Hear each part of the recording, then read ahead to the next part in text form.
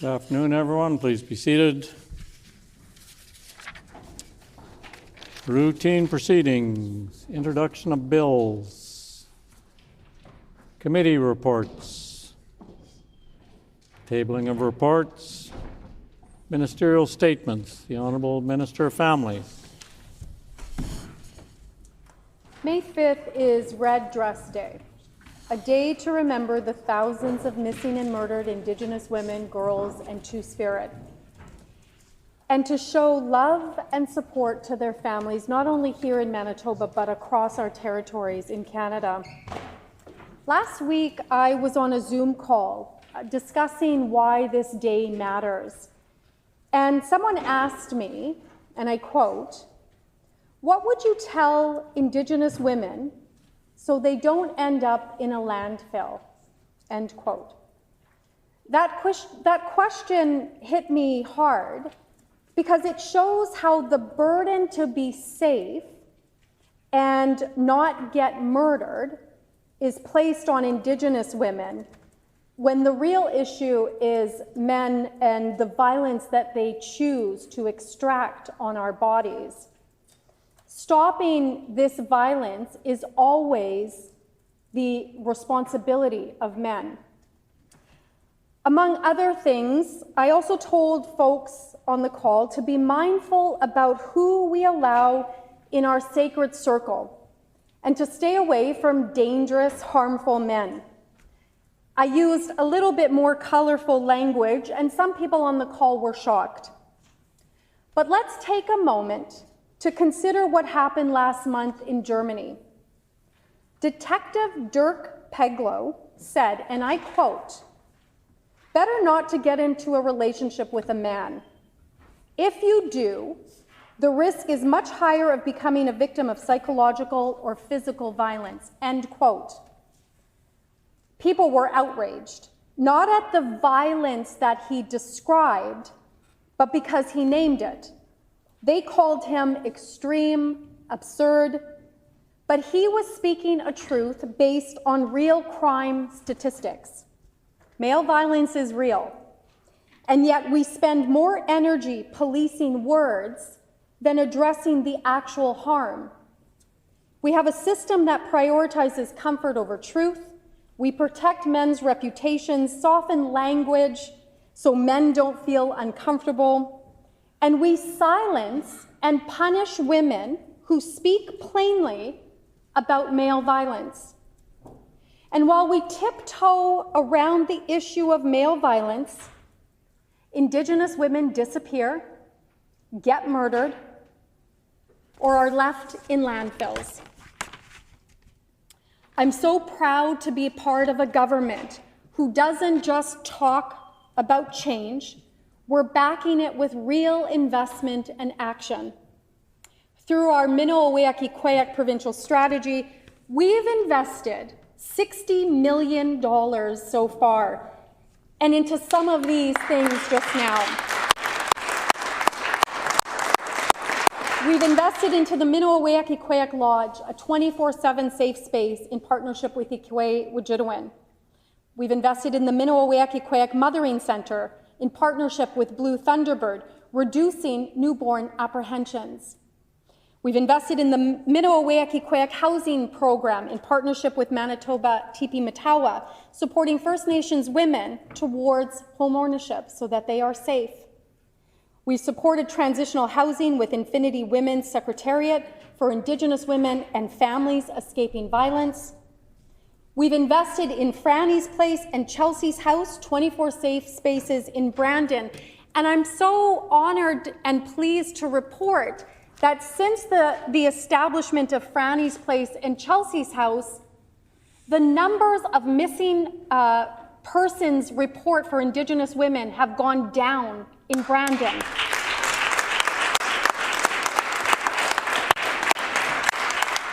My colleague, the Minister of Justice, and his team proclaimed Clare's Law and built, from the ground up, a trauma-informed, survivor-led system to prevent violence before it happens. He's also introduced Bill 30, re-establishing the Intimate Partner Violence Review Committee after it was dissolved by the Manitoba PCs. Indigenous women are sacred. We're powerful. We deserve to be safe from male violence. And on Red Dress Day, our government reaffirms our commitment to ending male violence against Indigenous women, girls, and Two-Spirited. And my ministerial statement today is in honor of all MMIWG2S families across the country. Miigwech.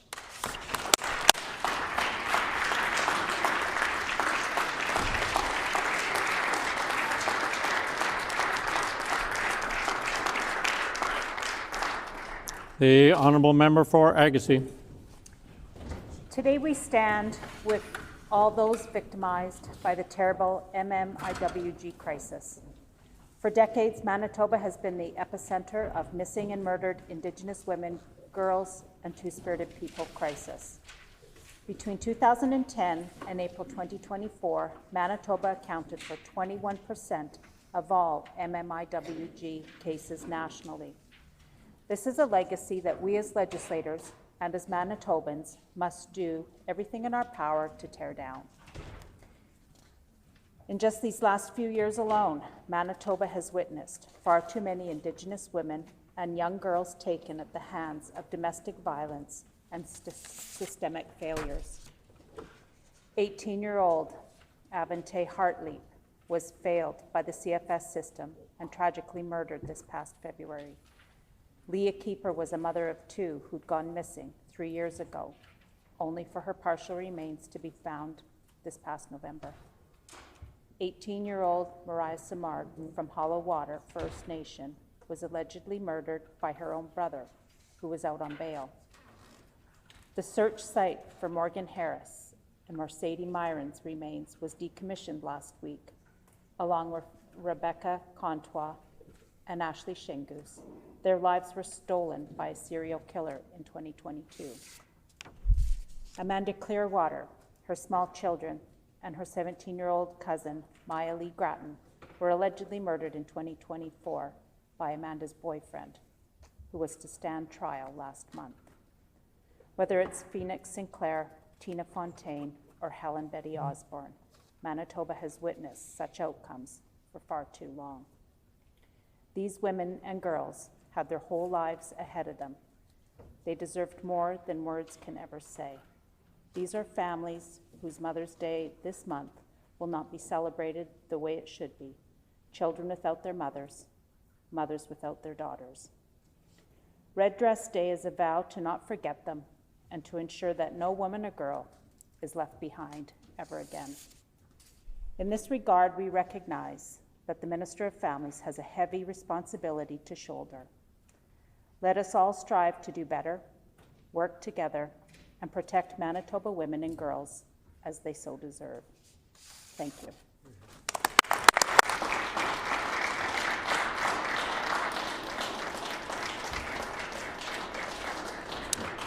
Member statements.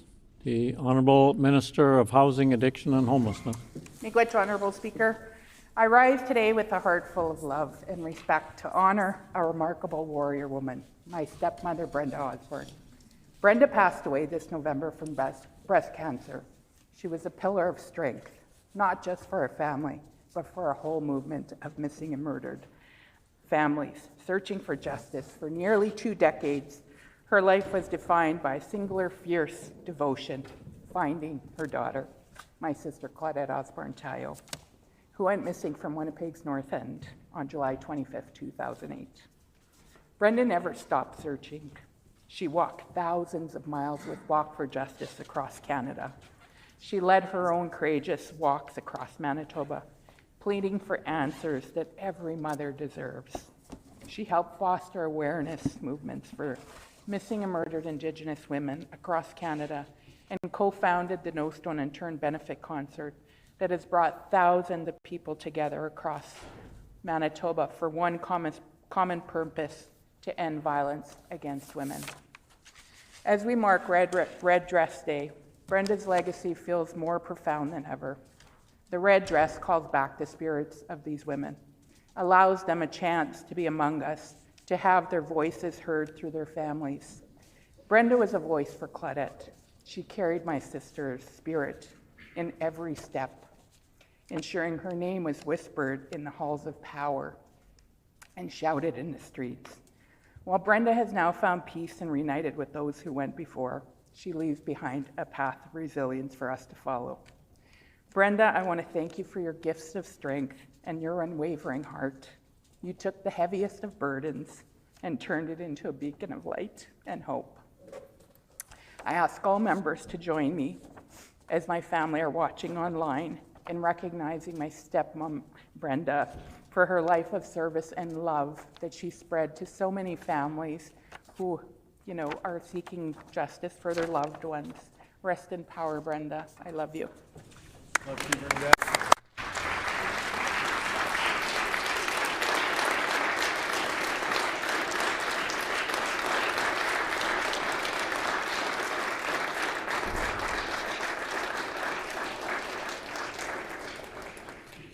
It may be somewhat unusual, but I would ask for a moment of silence.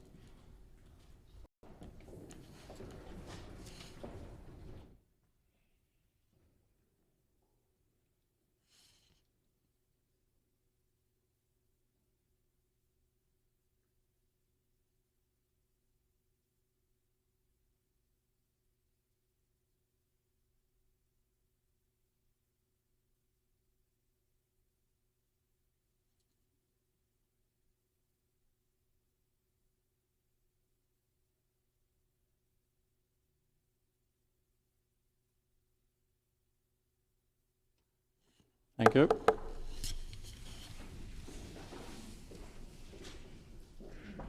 The Honourable Member for Selkirk. Thank you, Honourable Speaker. Today I'm very happy to rise and introduce to the Chamber my good friend Marcel Lemire. Marcel is joined here today with his wife Janet, son John, family Bernice and Paul Scaling, and friends Rick and Bill Rivers. Marcel is another one of Selkirk's unsung heroes. Marcel is always thinking of others and always giving of himself for the sake of others. Marcel was a volunteer firefighter for 14 years in the Arm of St. Andrews, working as their fire chief. He served that hall's fire chief for 12 years and another 2 years as fire chief for all 3 halls in the municipality. And after a devastating fire destroyed the Petersfield curling rink, Marcel stepped up once again, spending 6 years as club president. He worked tirelessly with the club to bring the community back its beloved hall. The new Petersfield Curling Club is a vital part of the community, and we have members like Marcel to thank for it. In 2000, he brought another one of his passions to the community. His love of antique cars and hot rods drove him to create the Lily Pad Cruisers Car Club, now in his 26th year as president, and with 137 members, there is no shortage of beautiful rides to look at when this group gets together. The Lily Pad Cruisers have raised thousands of dollars each year, giving back to the community. Each year they provide 2 $1,000 scholarships to the high school, a $2,000 donation to palliative care, a $1,000 donation to the Daily Bread Soup Kitchen, as well as raising over $45,000 in the last 4 years for the Community Foundation in Selkirk. Honourable Speaker, Marcel's contributions in Selkirk and St. Andrews are truly inspiring. Please join me in recognizing the wonderful efforts of this incredible man. Thank you, Marcel.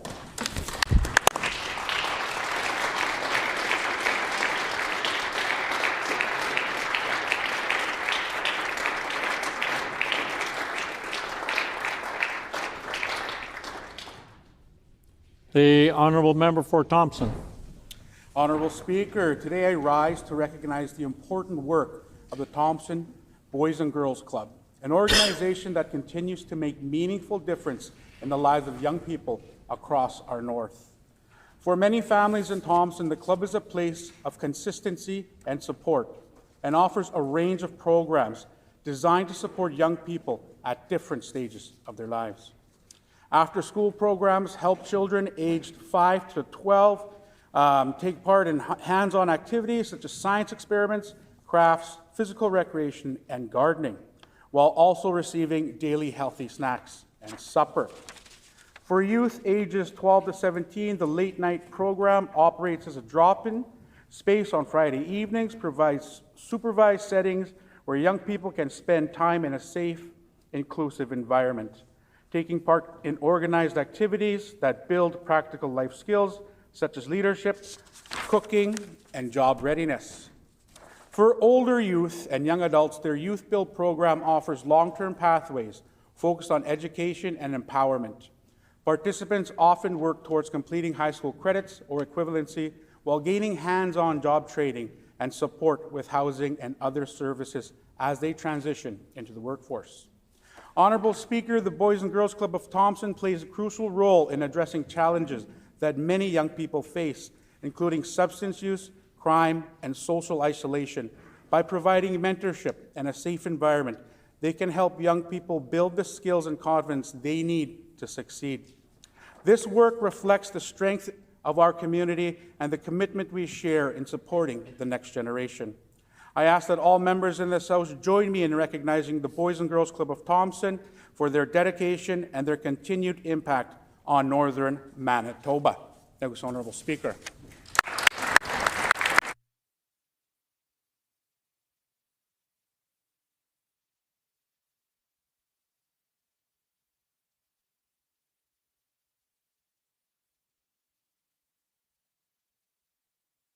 Before recognizing the next speaker, there's some guests in the public gallery that probably have to leave before we're done member statements. So we have seated in the public gallery from Gonzaga Middle School, 50 grade 6 to 8 students under the direction of Rex Ferguson Baird, and this group is located in the constituency of the Honourable Member for Point Douglas. We welcome you here today.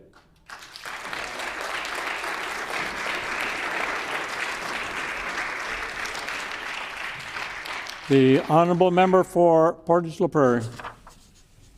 Today I rise to recognize the incredible accomplishments and lasting legacy of the Rotary Club of Portage La Prairie and the many volunteers who have helped shape our community through decades of service. Since its inception, the Rotary Club has embodied the principle of service above self, leaving a lasting impact on Portage La Prairie and the surrounding region through projects that continue to benefit families, youth, and visitors every single day. From the beautiful Duck Pond project that has become a gathering place for families and visitors to support for recreation and community infrastructure, Rotary has helped make Portage a stronger and more vibrant place. The club has also played an important role in projects connected to Stride Place, helping support recreation, community events, and opportunities for young people to grow through sport and community involvement. Rotarians have also supported the preservation and enhancement of places like Republic of Manitoba Park, ensuring future generations can enjoy green spaces, local history, and community pride. And of course, many residents remember and continue to support Rotary vegetable sales, a tradition that brings people together, but also helps raise funds that are reinvested directly back into the community. The success of the Rotary Club is not measured only in projects completed or dollars raised, but in the lasting difference they have made in people's lives. To all the past and present members of the Rotary Club of Portage La Prairie, thank you so much for your dedication, generosity, and unwavering commitment to our community. Portage La Prairie is stronger because of your service. Please join me in congratulating the Rotary Club of Portage La Prairie.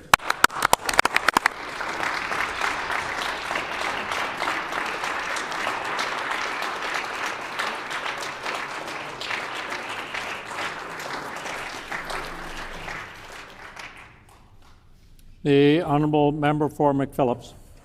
Honourable Speaker, I rise today to remember and honour the life of Dr. Robert Shurko, a proud Winnipegger and a former McPhillips constituent whose impact was felt far beyond our community. Rob was born and raised here in Winnipeg. He began his academic journey at the University of Manitoba, where he completed both his bachelor's and master's in chemistry before earning his PhD at Dalhousie University. Over the course of his distinguished career, Rob became an internationally recognized leader in the field of magnetic resonance. He spent nearly 2 decades as a professor at the University of Windsor and later joined Florida State University at the National High Magnetic Field Laboratory. His work helped advance scientific understanding in areas ranging from pharmaceuticals to advanced materials. Rob's contributions earned him numerous honors, including the Reggetz-Vold Prize and his induction into the Academy of Science, Engineering, and Medicine of Florida. But what made his legacy especially meaningful was his dedication to teaching and mentorship. He inspired generations of students and supported young scientists as they built their own careers. Even as he faced a battle with pancreatic cancer, Rob remained committed to his work, his students, and his passion for discovery. That determination and love of learning left a lasting impression on all who knew him. Rob will be remembered for his curiosity, his sense of humor, and his deep connections to family and friends, including those who still call McPhillips home today. I ask all my colleagues to join me in a moment of silence in recognizing the life and legacy of Dr. Robert Shurko and in extending our condolences to his family and loved ones. Thank you, Honourable Speaker. Is there leave for a moment of silence?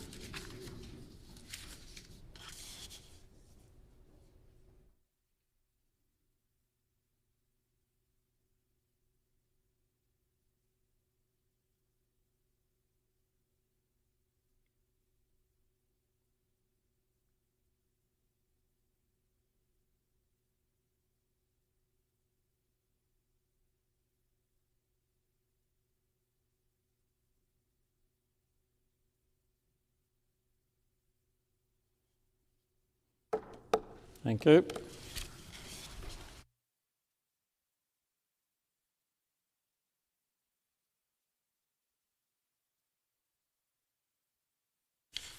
Before we move on, there's some guests in the gallery I would like to take a moment to introduce.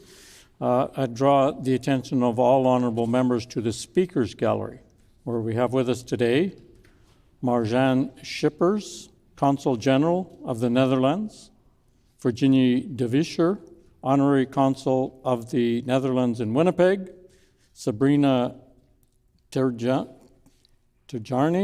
Consulate Senior Advisor. May 5th is the Liberation Day in the Netherlands, marking the 1945 surrender of German forces to Canadian troops who led the effort to free the country, forging a deep and lasting bond. Canadians played a central role in sacrificing over 7,600 lives to liberate the Dutch from Nazi occupation, which included feeding starving civilians and protecting the Dutch royal family. On behalf of all honourable members, we welcome you here today.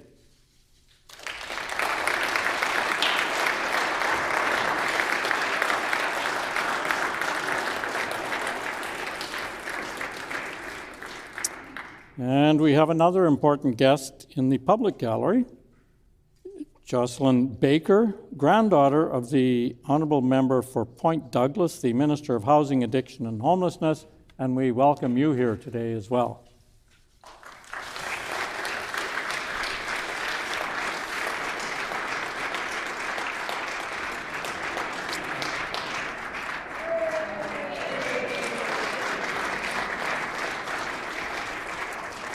Oral questions. The Honourable Member for La Vérendrye.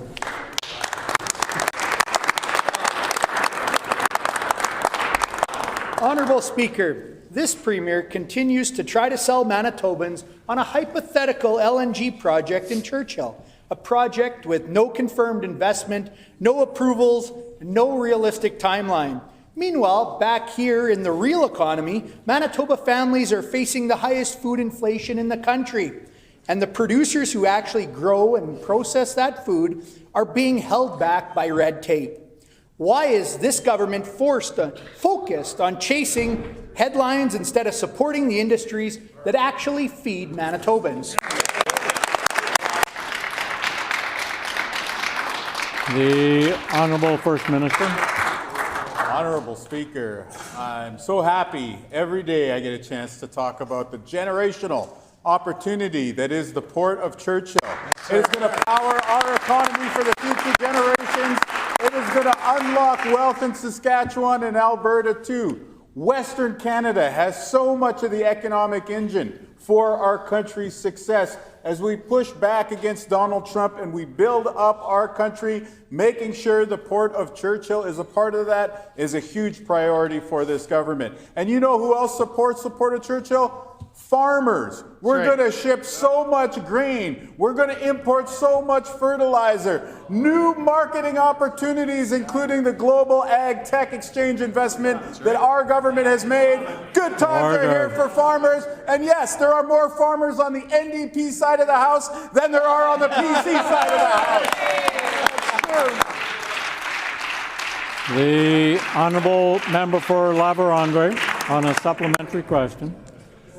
There you have it, Honourable Speaker, chasing headlines, no confirmed investment, no approvals, and no realistic timeline. But what is realistic is what the Canadian Federation of Independent Business has to say, that 90% of agribusinesses say that red tape is hurting productivity, and 70% wouldn't recommend that sector to the next generation. That's concerning, Honourable Speaker. That's not a future economy, that's an industry in decline. Other provinces are streamlining approvals with a single window model that builds projects faster. Why won't this government implement a single business service desk that actually supports Manitoba's agri-food processors instead of driving them out of this Time has project? expired.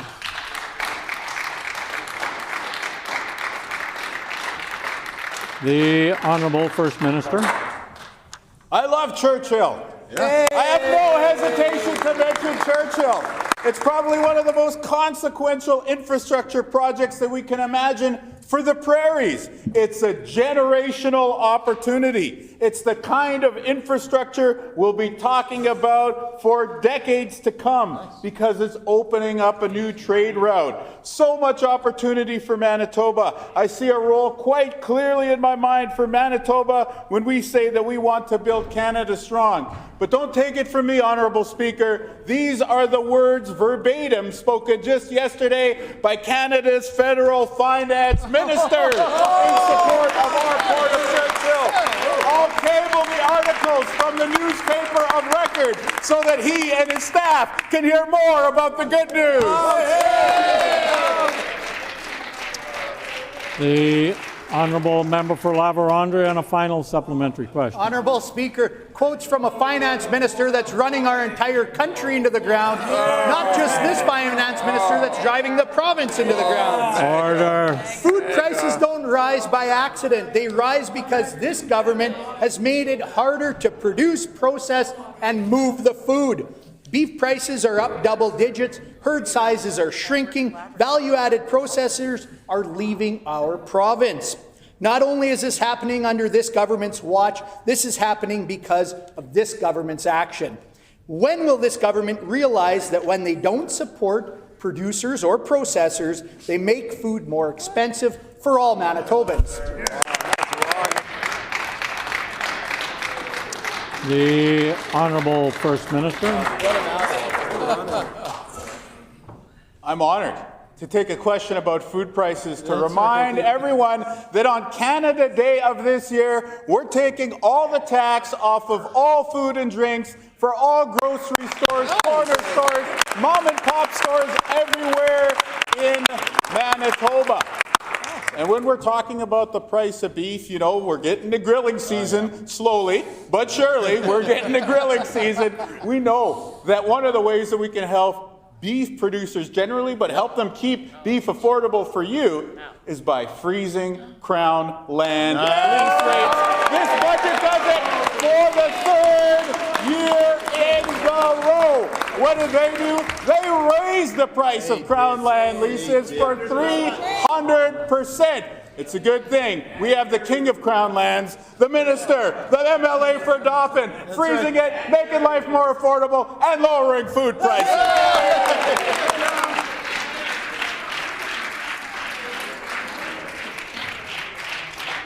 The Honourable Leader of the Official Opposition.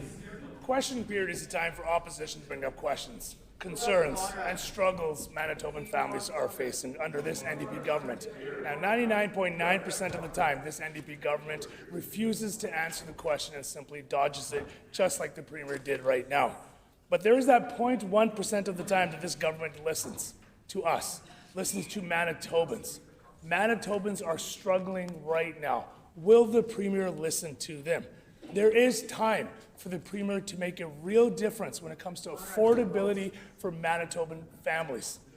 Families are struggling to put food on their table, to put their kids in school and play sports, to do anything that a family wants to do in Manitoba. So will the Premier commit today to supporting our amendment that calls for the basic personal tax exemption to be increased to give families $3,000 back in their pockets?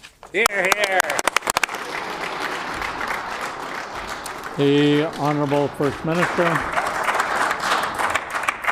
What happened to the other guy? He was more entertaining. That's right. When we're talking about food prices, we're taking action. We're taking all the tax off of food and drinks at all the grocery stores, at everywhere in Manitoba. This is something that they never did. And you hear him trying to attack it, saying that grocery prices aren't a top priority. Well, that tells you exactly what the PCs have in mind. If they ever get anywhere near power again, they're going to put the taxes back on groceries. They're going to make the trip to grocery stores more expensive. We're cutting gas taxes. Guess what they're going to do? They're going to raise the gas tax. They charge 14 cents a liter every single day that they were in office. And if you're talking about your housing costs, mortgages, paying rent, we've got the biggest rebates Manitobans have ever seen. What are they going to do? They're going to roll them back and pay their rich friends just like they always do. 7.5 years of you falling behind, we had enough. We're working together. We're saving you money. We're building a stronger tomorrow. The Honourable Leader of the Official Opposition on a supplementary question. By that answer there, it's clear that this Premier has no idea what Manitoba families are going through. How could he? He gets driven around all day in an Escalade. He has RCMP guarding him 24/7. He lives in a $1 million house. He flies on private planes, and someone else does his grocery shopping. So how could the Premier understand what you're going through? He simply doesn't. Saving a family 7 cents on a can of pop or a bag of chips is not helping Manitoba families. Saving someone 2 cents on a liter of milk is not making a real difference in Manitoba families. You know what is? Getting a family back $3,000. The Premier can stand up in his place today and support our resolution to increase your basic personal tax exemption to $30,000 and give families $3,000 back. Will he take that opportunity to do it today? Hey. The Honourable First Minister. I want to thank the member for mentioning another thing that we're doing to save you money, because I almost forgot. That's right, we froze the price of milk in Manitoba this year.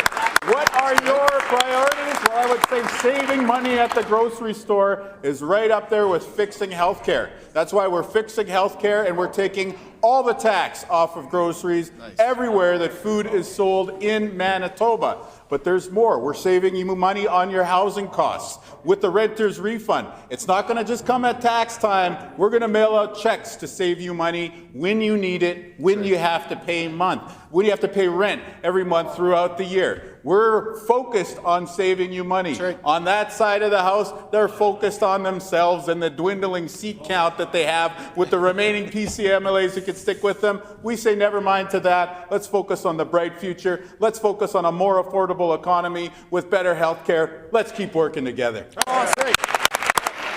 The Honourable Leader of the Official Opposition on a final supplementary question. Let's recap what the Premier said. Healthcare is worse under his NDP government. Education, property taxes are higher under this NDP government. Inflation is the highest in Canada under this NDP government. And Manitoba's economy is ranked dead last under this NDP government. Now the Premier has magically promised a LNG will be shipping out of Churchill in the next 3 years. In the next 3 years. Manitobans and Canadians know that's at least a 10 to 15-year project. There's no firm commitment from the federal government, there's no private component, and there is no guaranteed customers to purchase the products. So the Premier, again, is selling Manitobans something that is not going to happen for 10 to 15 years. So what will the Premier do when he can't ship LNG out of the province in the next 3 years to grow Manitoba's economy, or will it continue to crumble under his leadership? Good job.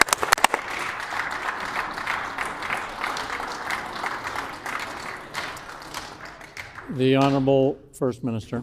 Well, the so-called leader of the PCs might want to turn 2 spots to his left and get the document that just mollywopped his colleague from La Vérendrye. The federal government is on board. Manitobans are on board. The private sector loves the opportunity that we're bringing forward. Here's what we're focused on: saving you money at the pump, saving you money at the grocery store, opening emergency rooms. That's right, there's more ERs today than there were under the PCs. Hiring healthcare staff, there's more healthcare staff in Manitoba today than there was under the PCs. And you know what else we got in Manitoba today? The lowest deficit in all the land. So we're making progress when it comes to the economy and it comes to healthcare. All they have is doom and gloom. Let's let them wallow in their misery while we build up this wonderful province together.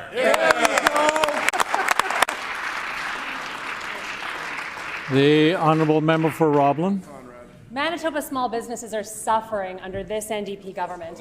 Let's take a look at their record. The NDP drove up property taxes for small businesses by eliminating all property tax rebates on commercial properties. They gutted regulatory accountability legislation and have allowed costly red tape to grow unchecked. They even excluded small businesses from the only half-baked affordability measure they could come up with in their last budget. Why does this NDP government continue to show such disdain for Manitoba's small businesses, the very people who employ Manitobans and drive the province's economy? The Honourable Minister of Business, Mining, Trade and Job Creation. Honourable Speaker, we continue to invest in growing our economy, which we know small businesses are the lifeblood of. That's why we brought forward our small business security tax rebate, which is a program to help them address their concerns. We also brought forward a payroll tax cut to actually bring small businesses off of the payroll taxes, allowing them to keep more money to reinvest in their small businesses. And that's why we're taking the big swings with a vision to Churchill, to make sure that all small businesses have more opportunities to export out of the great port of Churchill. This is our plan for small business to thrive, workers to thrive, and for us to grow our economy ahead. They don't understand that vision. They speak against it. They speak against affordability and the port of Churchill. Instead, we'll keep delivering for the people of Manitoba. Time has expired. The Honourable Member for Roblin on a supplementary question. Small businesses are voting with their feet for 6 consecutive quarters in Manitoba. Business exits have outpaced new business starts. Small businesses are fleeing Manitoba because this NDP government is actively working against them. And that's bad news for Manitoba.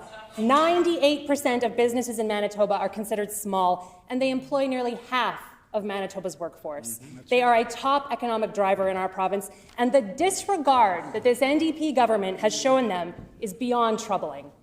Will the NDP finally stop ignoring small businesses and do something to stop the flow of small businesses who are leaving Manitoba under their watch?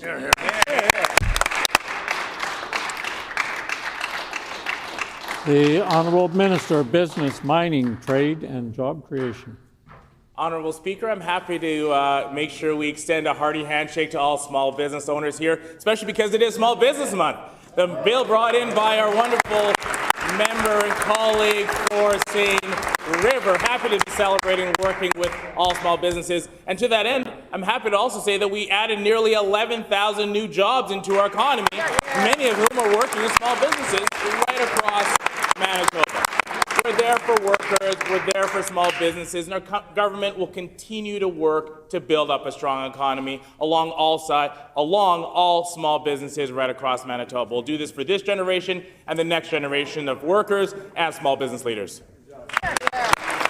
The honourable member for Roblin on a final supplementary question. The solutions are there. Small businesses have presented them to this NDP government. If only the NDP government would listen and act.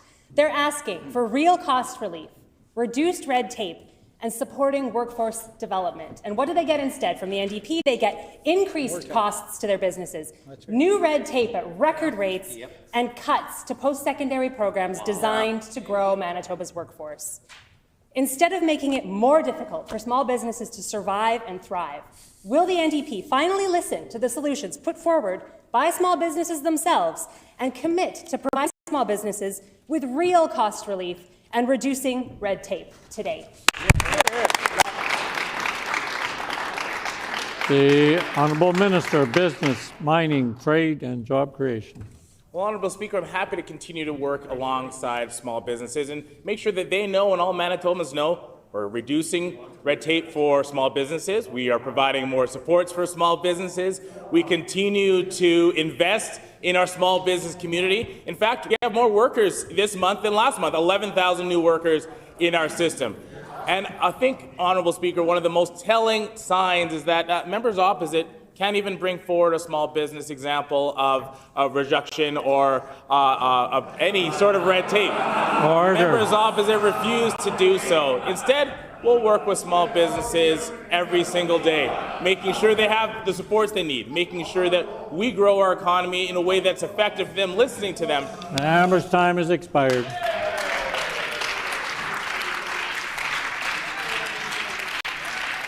The honourable member for Midland.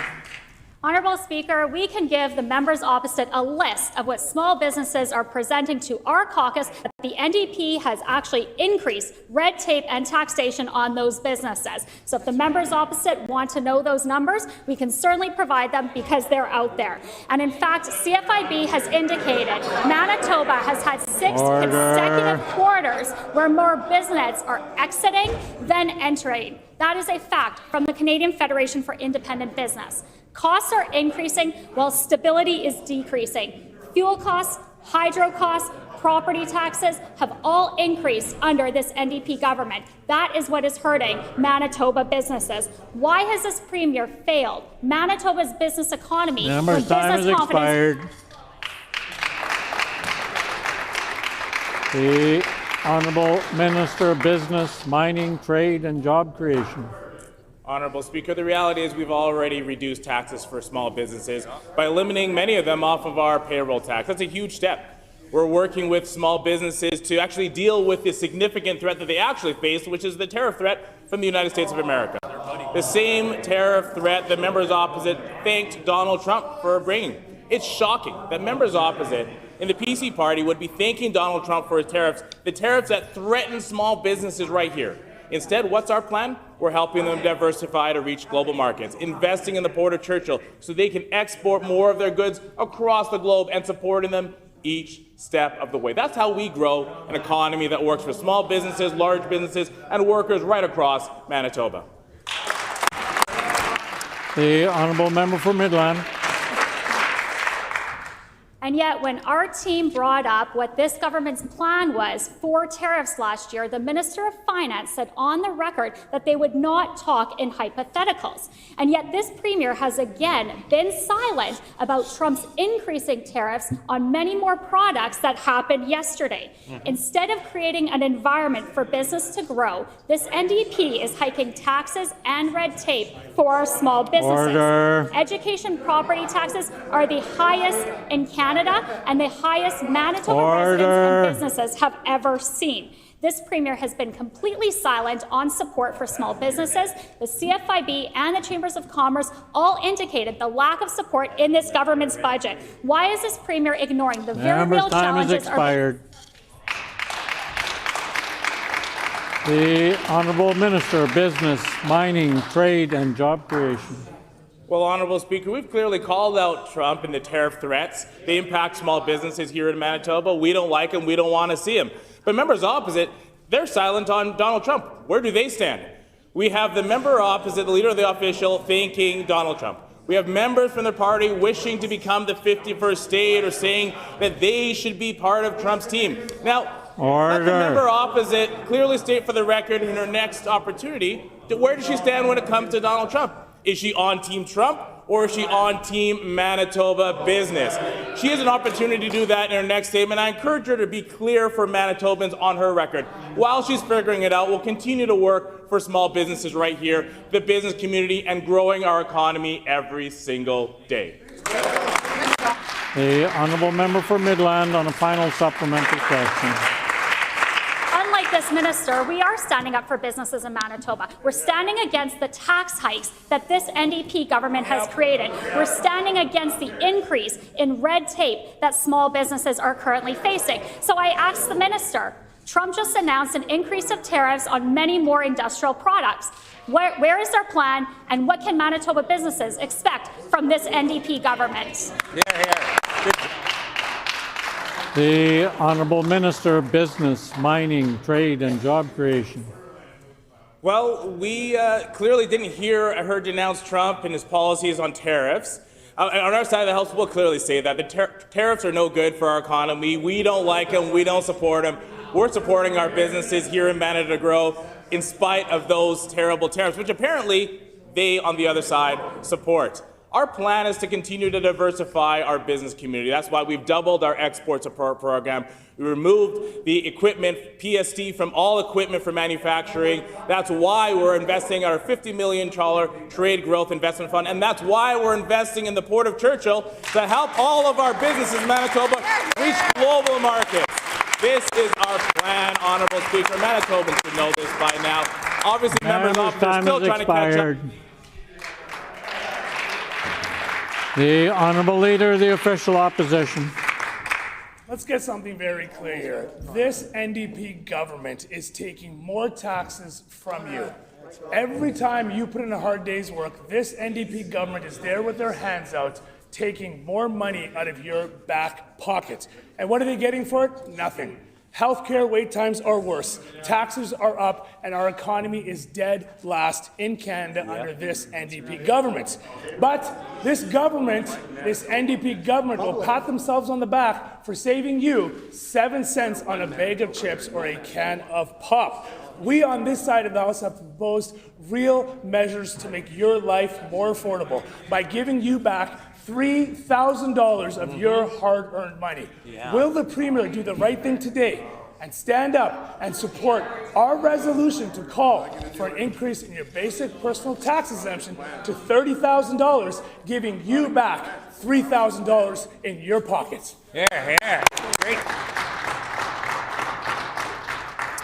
The Honourable First Minister. It's right there in black and white in this year's budget. Taxes are going down across the board by tens of millions of dollars. We're saving you money. And just watch, the PCs will vote against it, unveiling their plan. After we cut the taxes on groceries, they're going to put it back in place. After we've cut the gas tax, they're going to put it back in place. After we've brought real tax relief to homeowners and renters, they're going to hike the taxes on you, the blue collar and the middle class. They're with the rich. They're with Donald Trump. We're with you. Let's keep working together to build up a strong Canada. The Honourable Leader of the Official Opposition on a supplementary question. Every Manitoban pays taxes on their income. Every Manitoban under this NDP government now pays more taxes on their income. The first $15,780 you earn is not taxed. But under this NDP government, they've frozen that rate. And with the increase of inflation, you are now paying more taxes under this NDP government.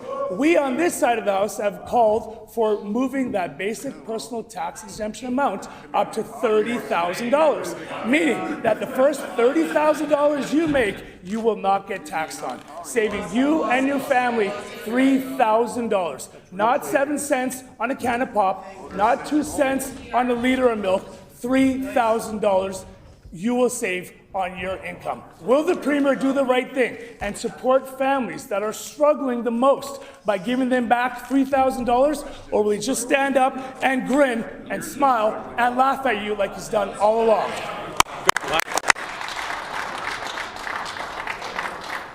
The Honourable First Minister.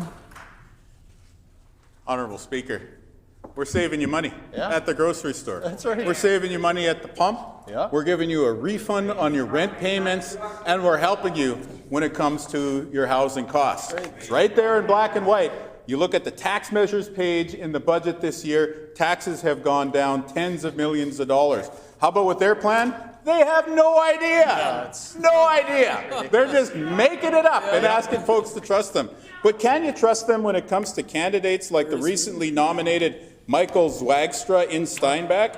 He wrote on February 26th, quote, that he stands firm against those promoting the narrative that abortion is simply health care. He also wrote a column saying that Roe versus Wade should be overturned. Well, it seems like the leader of the PCs is not the only one who supports Donald Trump. Their new Steinbach candidate wants to roll back Roe v. Wade. I'd like the member in his next question to state on the record whether he supports abortion or not. There we go. The Honourable Leader of the Official Opposition on a final supplementary question. No one believes the Premier. He is deflecting and dodging every single question when it comes to this economy and making life more affordable for Manitobans. I'm asking the Premier if he will support a resolution to make your life easier, and he won't answer that question. Instead, he wants to talk about 2 cents of savings on 1 liter of milk. Manitoban families at a record number are within $200 of insolvency. Manitobans are visiting food banks at record numbers. Manitobans are struggling under this NDP government. He wants to stand up and make jokes and not answer the question. Honourable Speaker, the question again is simple for the Premier. Will he commit today to putting $3,000 back into your pocket, or will he continue to sprinkle pennies across the floor, making you think that this NDP government is entitled to tax you more, make your life harder, healthcare worse, destroy our economy, and destroy the future of this Member's province? time has expired.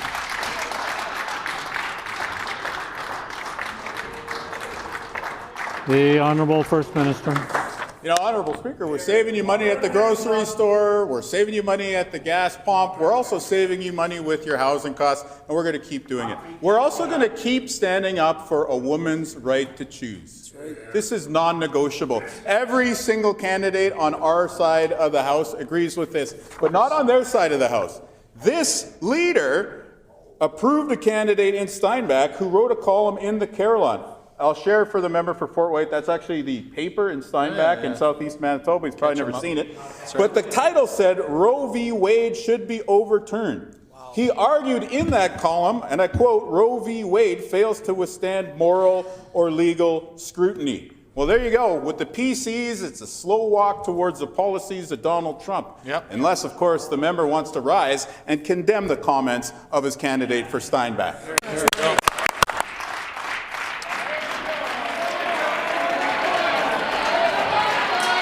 Order.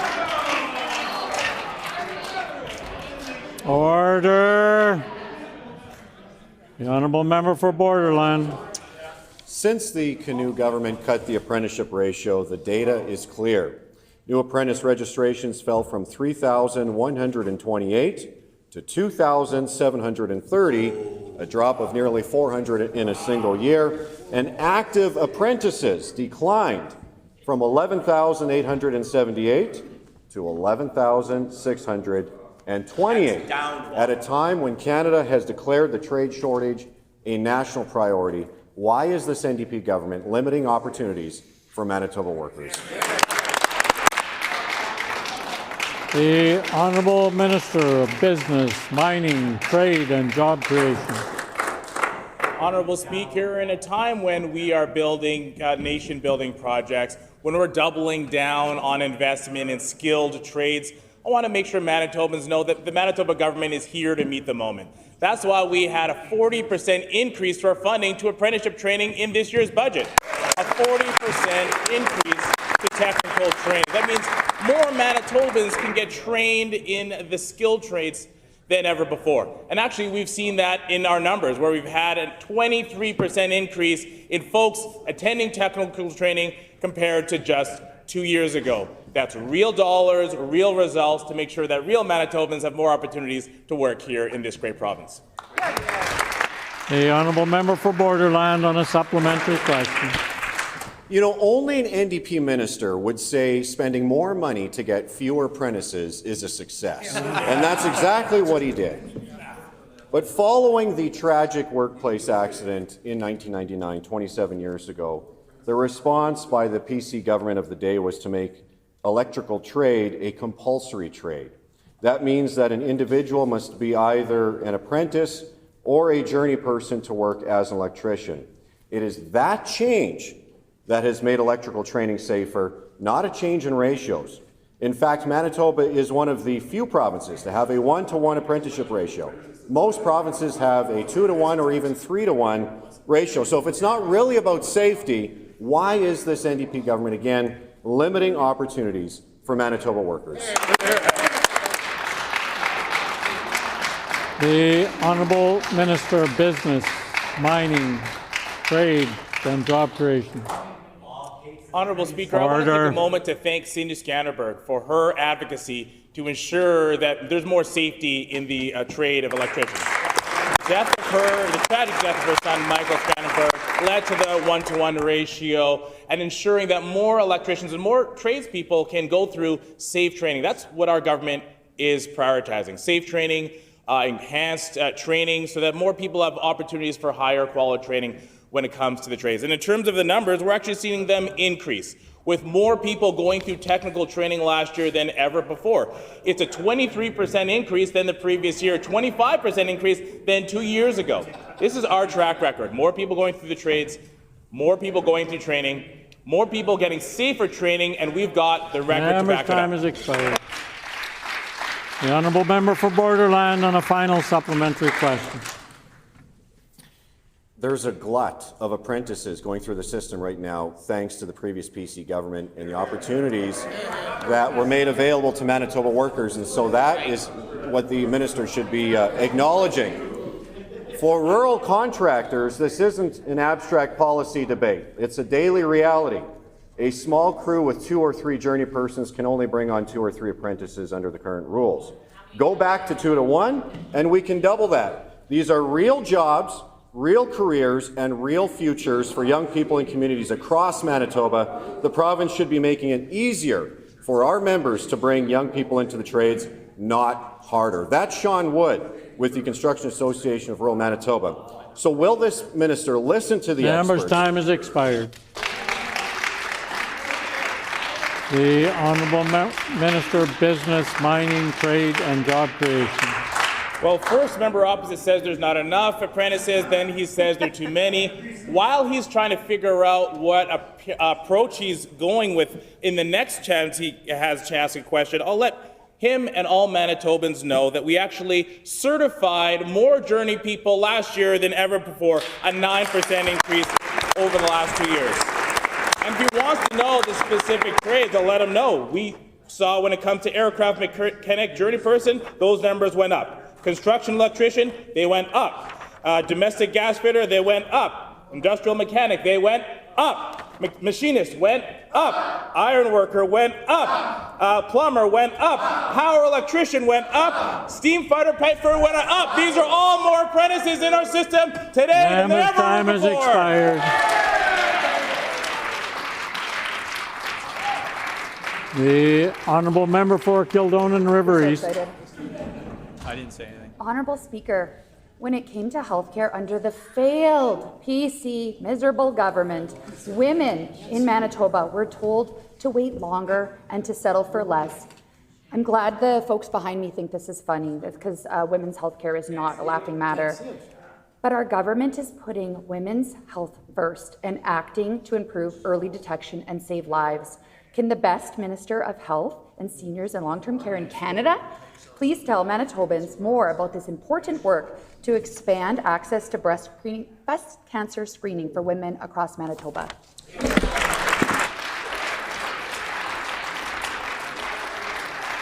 The Honourable Minister of Health, Seniors and Long-Term Care. want to thank my colleague from Kildonan River East, my good friend, for that wonderful question. Honourable Speaker, our government is putting women's health care first after years of cuts and being attacked by the PCs. We have lowered the self-referral breast cancer screening age to 45, and we are lowering it to 40 by the end of this year. Because we know that early detection saves lives. And through Bill 32, we're expanding screening across Manitoba and making it easier for all women across our province to get care sooner. We listen to advocates, we listen to women, and we're taking real action to deliver care to Manitobans that they deserve. Much done, more to do, and too much to lose if we ever go back to the anti-women Manitoba PCs. The honourable member for Morden Winkler. Honourable Speaker, this government has failed my constituency. After being in office for 2.5 years, they have failed to meet the community where they're at and address the biggest concern impacting my constituents, the lack of wastewater infrastructure. In Morden, local wastewater capacity has brought development to a standstill. We have a booming population. We have the entrepreneurial spirit to develop and for growth. We just need this government to come to the table.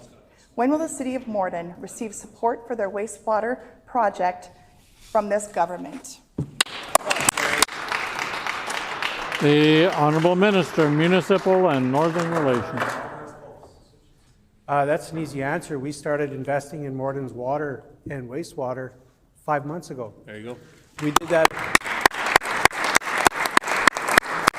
I was proud at AMM for the $22 million investment in the Pembina Valley Water Co-op, the $4 million between the line between Morden and Winkler. I was also really excited and happy to welcome Mayor Penner, Reeve Thiessen, and Mayor Siemens into my office to talk about this very project. I'm very happy with the progress that the town of Morden has undertaken to get this project advanced. We're willing to work with them because that's what we do. We don't shut people out, we bring people in. There you go. The honourable member for Morden Winkler on a supplementary question. Honourable Speaker, putting a pipe between two cities does not meet the need of a whole city's water needs, wastewater needs. The Premier acknowledged Morden's wastewater crisis in December of 2024, even making light of it at a chamber event that I attended. 16 months later, nothing has changed. That shows he was truly not listening to my constituents. Our local council is still waiting on a decision from the Water Services Board. So when will the minister provide an answer and give them the funding they need for the wastewater infrastructure project? The Honourable Minister of Municipal and Northern Relations. I want to thank the member opposite for making a number of important points, that the project is at the Manitoba Water Services Board and that we are working on a future for this project. I mean, it's fairly clear by their statements that we're continuing to work with Morden, with the Pembina Valley region to make sure that water and wastewater in this very important driver of our economy is being taken care of. And I guess I would just go a step further. We have to look at the offer that we're putting out to Manitobans. The people that you can trust to sit with, to work with, to get projects done, that's us, that's not them. It's very obvious with the work that we're doing and that we'll continue to do. We are on the side of Manitobans, all Manitobans. The honourable member for Morden Winkler on a final supplementary question. Honourable Speaker, the lack of wastewater infrastructure in Morden cannot be delayed any longer. While the minister treats this as a low priority for our community specifically, for many of my constituencies, it's urgent. We are at full capacity, homes cannot be built, businesses cannot grow, and the community development has stopped. Will the minister commit to meeting with local leaders today to discuss the actual funding for the project of the wastewater project in my constituency? The Honourable Minister of Municipal and Northern Relations. Yeah, I'll meet with them again. I'll continue to meet with them until this project is done. But we will continue to put that offer in front of all Manitobans, including those in the Morden region, that we sit with you, that we work with you, and we get these projects done, just like we did with RSR, just like we'll continue to do with Newpick, just like we continue to do with the City of Brandon. When we sit beside people and we talk about what the future may hold for their communities, we do that as an honest broker, working towards a shared vision for this province, one that includes everyone. I can tell you, Honourable Speaker, that I don't see that from the opposite side. I don't see a shared vision for Manitoba. Division. All I see is division. And we put that offer in front of Manitoba. We know it.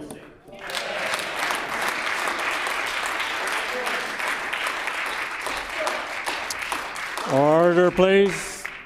Time for oral questions has expired, but there's some guests in the gallery I'd like to introduce. We have seated in the public gallery Kiran Hayer, Gagan Veer, and Mega, who are guests of the Honourable Minister of Public Service Delivery. We welcome you here today.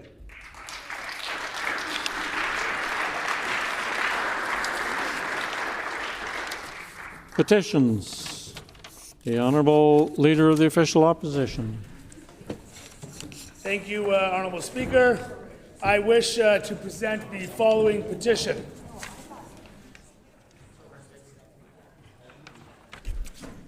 To the Legislative Assembly of Manitoba. The background to this petition is as follows. Number one, thanks to the investment made under the previous PC provincial government as part of the Clinical and Preventative Services Plan, construction for the new Portage Regional Health Facility is well underway. Thank you. The facility and surrounding community would greatly benefit from adding diagnostic machinery and equipment, but significantly the addition of an MRI machine.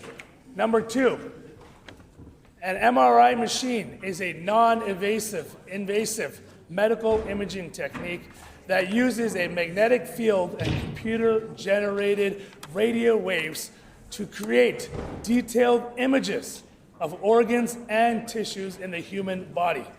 It is used for disease detection, diagnosis, and treatment monitoring. Number three, Portage La Prairie is centrally located in Manitoba and is on the #1 highway in the Southern Health St. Jude Health Authority. Currently, there is only one MRI machine in the RHA.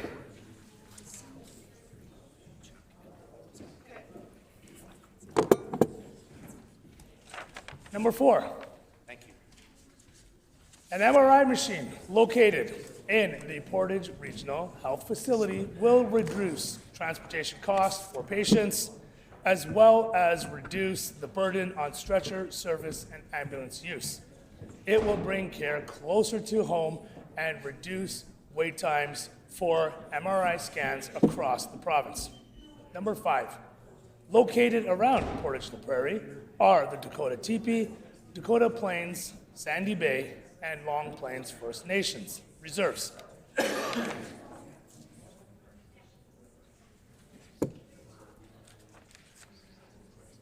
Thank you.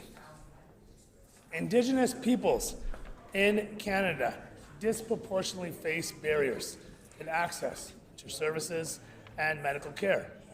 An MRI machine located in Portage Regional Health Facility will bring care closer to their home communities and provide greater access to diagnostic testing. Number six, located in close proximity to the new Portage Regional Health Facility is the Southport Airport. This aerodrome has a runway length that is more than adequate to support medical air ambulance services.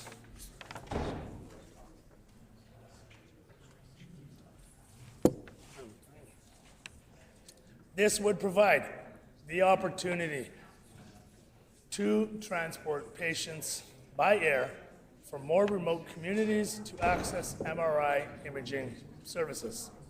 Number seven, the average wait times for Manitobans to receive an MRI scan is currently 6 to 8 months. Wow. Having an MRI machine in Portage Regional Health Facility will help reduce these wait times for patients and provide better care sooner. We petition the Legislative Assembly as follows: to urge the provincial government to support the investment and placement of an MRI machine in the Portage Regional Health Facility in Portage La Prairie, Manitoba. Honourable Speaker, this has been signed by Nicola Evans, Joanne Ewan, Richard Kalamak, and many, many other Manitobans. Yeah. Great job. The honourable member for Red River North. I wish to present the following petition to the Legislative Assembly of Manitoba. The background of this petition is as follows. Number one, thanks to the investment made under the previous PC provincial government as part of the Clinical and Preventative Services Plan, construction of the new Portage Regional Health Facility is well underway. The facility and surrounding community would greatly benefit from added diagnostic machinery and equipment, but specifically the addition of an MRI machine. Number two, an MRI machine is a non-invasive medical imaging technique that uses magnetic field and computer-generated radio waves to create detailed images of organs and tissues in the human body. It is used for disease detection, diagnosis, and treatment monitoring.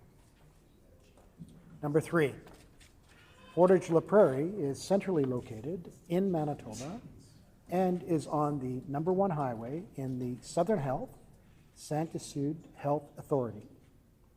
Currently, there is only one MRI machine in the RHA.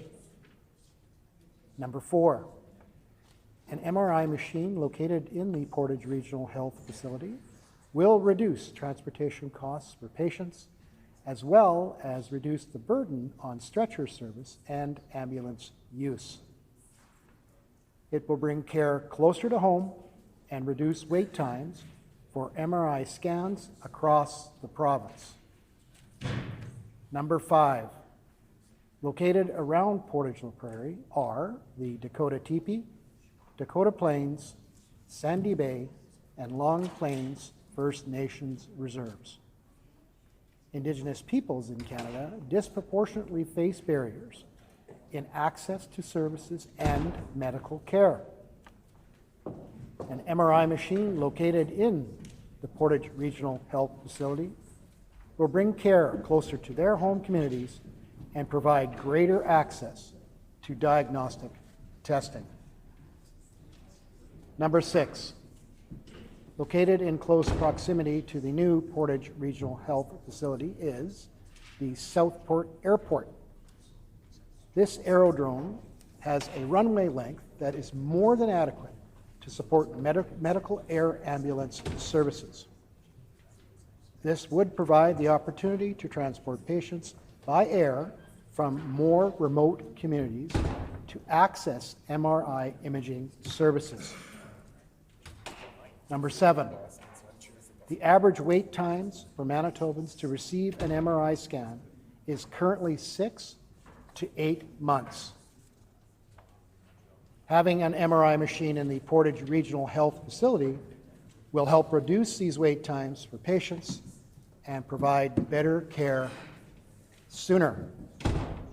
Honourable Deputy Speaker, we petition the Legislative Assembly of Manitoba as follows: to urge the provincial government to support the investment and placement of an MRI machine in the Portage Regional Health Facility in Portage La Prairie, Manitoba. This petition is signed by Ellis Dunn, Karen Cyrus, Ian Elford, and many, many more Manitobans.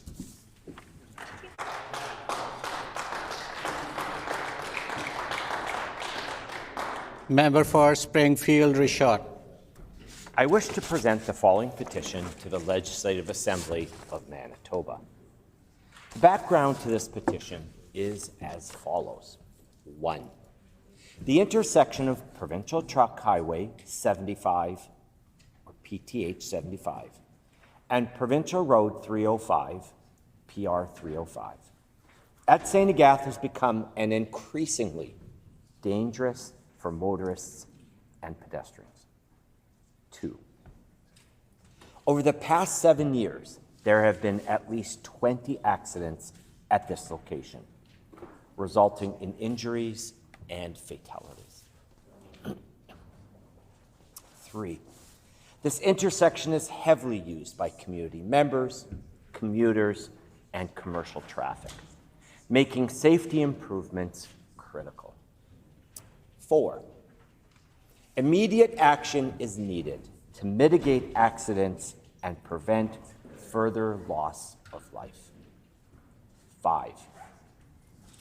An in-service road safety review was completed in 2022, which included recommended improvements, but no action plan.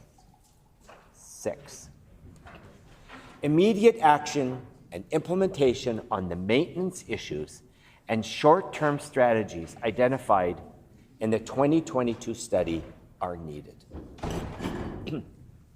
7. Development of an action plan with timelines for the medium-term strategies identified in the 2022 study is required. 8.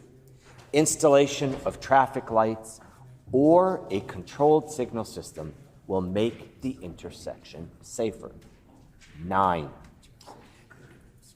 Additional strategies such as reduced speed limits approaching the intersection and the addition of rumble strips to alert drivers of the upcoming intersection will save lives.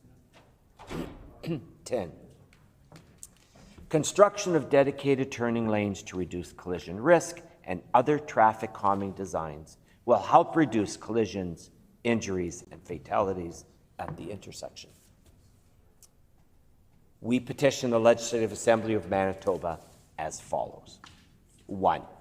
To urge the Minister of Transportation and Infrastructure to undertake safety improvements at the intersection of PTH 75 and PR 305 at St. Agatha.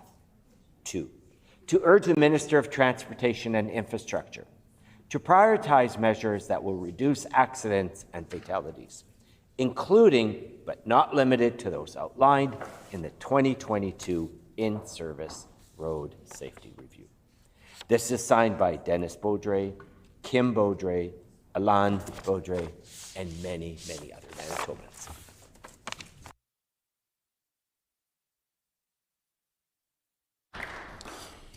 Member for Swan River. I wish to present the following petition to the Legislative Assembly of Manitoba.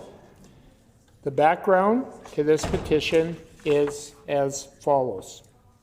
Number 1, Manitoba Housing will be placing homeless people and people with multi-layered mental illnesses and addictions into what we've always been known as seniors housing.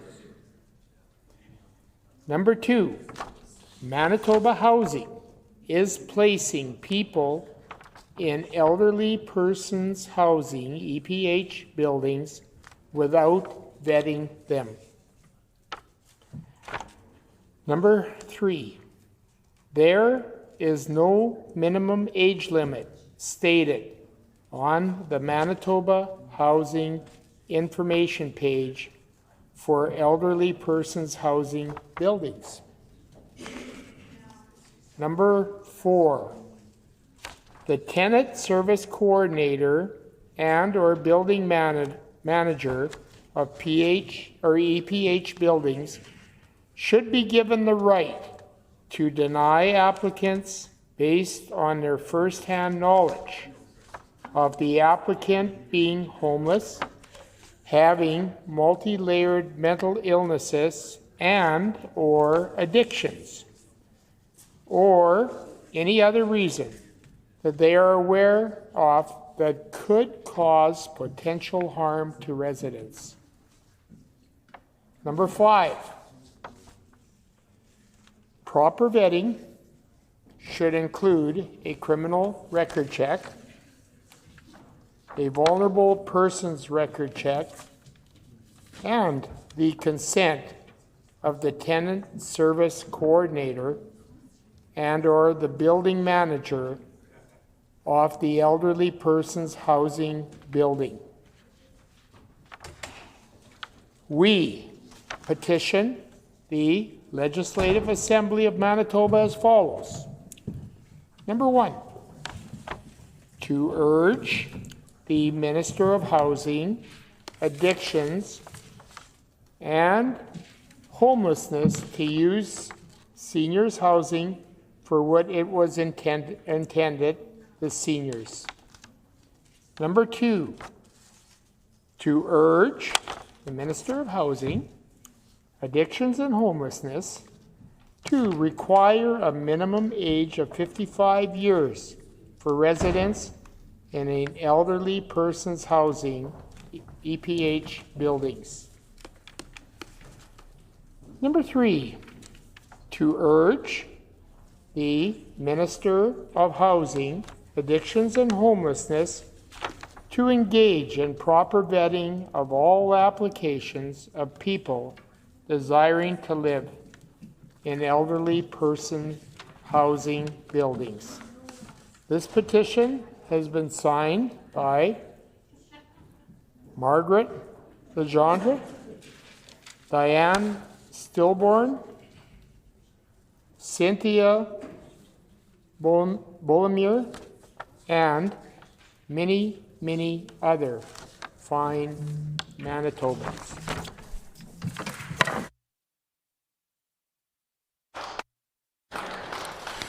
Member for Spruce Woods.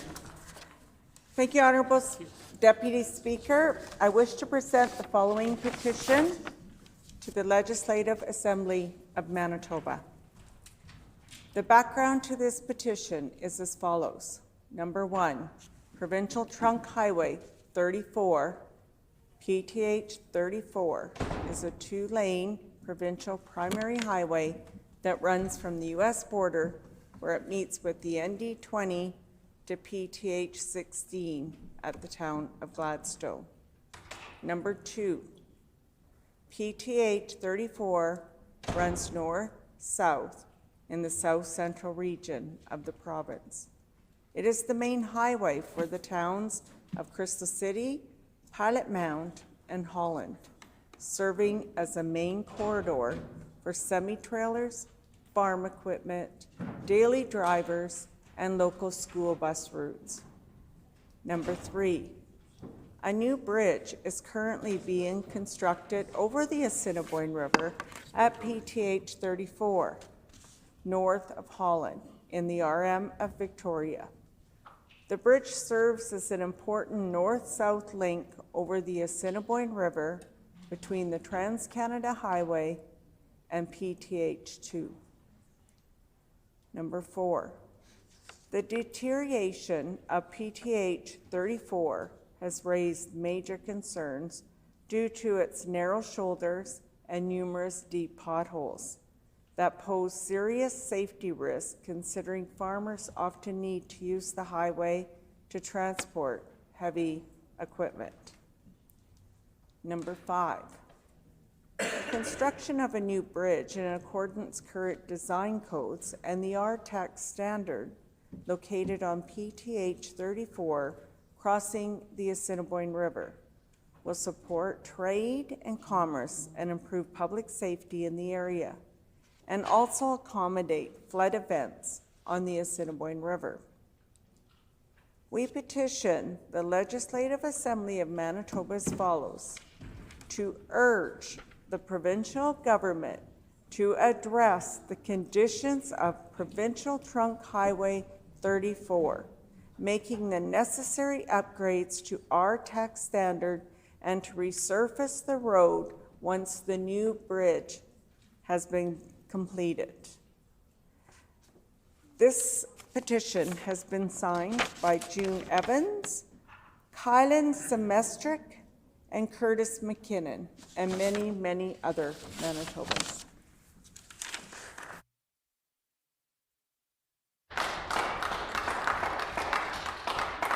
Member for Churchill Mountain. I wish to present the following petition to the Legislative Assembly of Manitoba. The background of this petition is as follows. Number one, thanks to the investment under the previous PC provincial government as part of the clinical and preventative service plan, construction of a new Portage-La Prairie Regional Health Facility is well underway. The facility and surrounding community would greatly benefit from additional diagnostic machinery and equipment, but specifically an addition of a MRI machine. Number two, an MRI machine is a non-invasive medical imaging technique that uses magnetic field and computer-generated radio waves to create a detailed imaging of organs and tissues in the human body. It is used for disease detection, diagnosis, and treatment monitoring. Number three, Portage-La Prairie is centrally located in Manitoba and is on the Highway number 1 in the Southern Health Santé Sud Health Authority. Currently, there is only one MRI machine in that RHA. Number four, an MRI machine located in Portage-La Prairie Regional Health Facility will reduce transportation costs for patients as well as reduce the burden on stretcher services and ambulance use. It will bring care closer to home and reduce wait times for MRI scans across our province. Number five, located around Portage-La Prairie are the Dakota Teepee, Dakota Plains, Sandy Bay, and Long Plains First Nation reserves. Indigenous peoples in Canada disproportionately face barriers in access to service and medical care. An MRI machine located in the Portage Regional Health Facility will bring care closer to their home communities and provide greater access to diagnostic testing. Number six, located in close proximity of the new Portage Regional Health Facility is the Southport Airport. This aerodrome has a runway length that is more adequate to support medical air ambulance services. This would provide the opportunity for transport patients by air from more remote communities to access MRI imaging services. Number seven, the average wait time for Manitobans to receive the MRI scan is currently 6 months to 8 months. Having the MRI machine in the Portage Regional Health Facility will help reduce these wait times for patients and provide better care closer to home and sooner. We petition the Legislative Assembly of Manitoba as follows: to urge the provincial government to support the investment and to place an MRI machine in the Portage Regional Health Facility in Portage-La Prairie, Manitoba. This petition has been signed by Melanie Bailey, Roy Magidors, Michelle Warren, and many other Manitobans.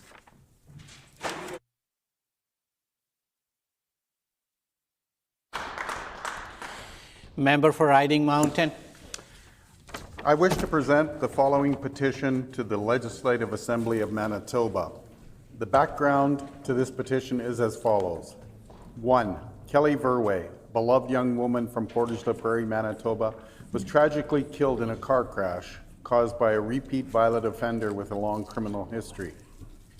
2. Despite repeated violations of his bail conditions, the offender was free to roam the streets and to ultimately claim Kelly's life. This tragedy was entirely preventable. 3. While the criminal code falls under federal jurisdiction, provinces have been given the responsibility for administration of justice, allowing for meaningful provincial action on bail reform to ensure public safety. 4. Other provinces have taken proactive steps to strengthen bail enforcement, but Manitoba has not used all the available tools to address this issue effectively. 5, the provincial government has the ability and the responsibility to advocate for and implement measures that protect its citizens by ensuring that repeat violent offenders are not released into our communities without proper safeguards. 6, immediate action is required to close gaps in the justice system that allow dangerous criminals to remain free, which puts innocent Manitobans at risk. We petition the Legislative Assembly of Manitoba as follows.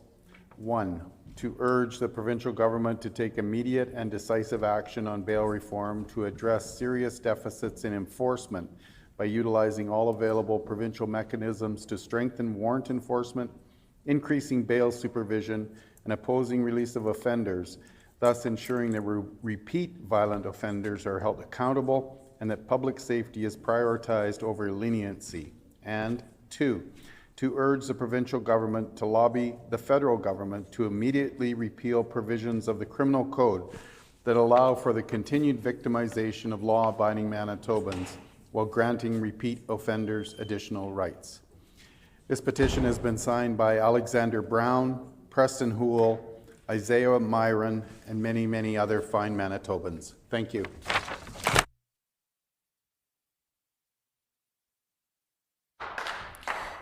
Member for La Vérendrye. Thank you, Honourable Speaker. I wish to present the following petition. To the Legislative Assembly of Manitoba, the background to this petition is as follows. 1, Provincial Road 210, PR 210, is a 117.3 kilometer, 72.8 mile highway in the Eastman region of Manitoba that connects the towns and communities of Woodridge, Marchand, La Broquerie, St. Anne, Landmark, Linden, Ile de Chêne, and St. Adolphe. 2, a significant portion of PR 210 also runs through the constituency of La Vérendrye. 3, PR 210 is a significant commuting route for Eastman families and is also notably used by those in the agriculture, tourism, trade, and commerce industries. 4, the condition of PR 210 from Woodridge to Highway 12 is in an unacceptable state of disrepair. 5, the planned pavement upgrade was promised more than 20 years ago when it was constructed with a flat surface suitable for pavement, but has yet to be completed. 6, the condition of PR 210 from Woodridge to Highway 12 is in such bad shape that firefighters, police, and paramedic services are severely delayed when responding to emergencies. 7, the Minister of Transportation and Infrastructure, as well as the Premier, have a duty to respond to infrastructure needs identified by rural communities. We petition the Legislative Assembly of Manitoba as follows. 1, to urge the Minister of Transportation and Infrastructure to prioritize the reconstruction of Provincial Road 210. 2, to urge the provincial government to include the stretch of Provincial Road 210 from Woodridge to Highway 12 in its reconstruction plans. This petition has been signed by Marlene Charette, Larry Charette, Dino Guymarco, and many, many other Manitobans.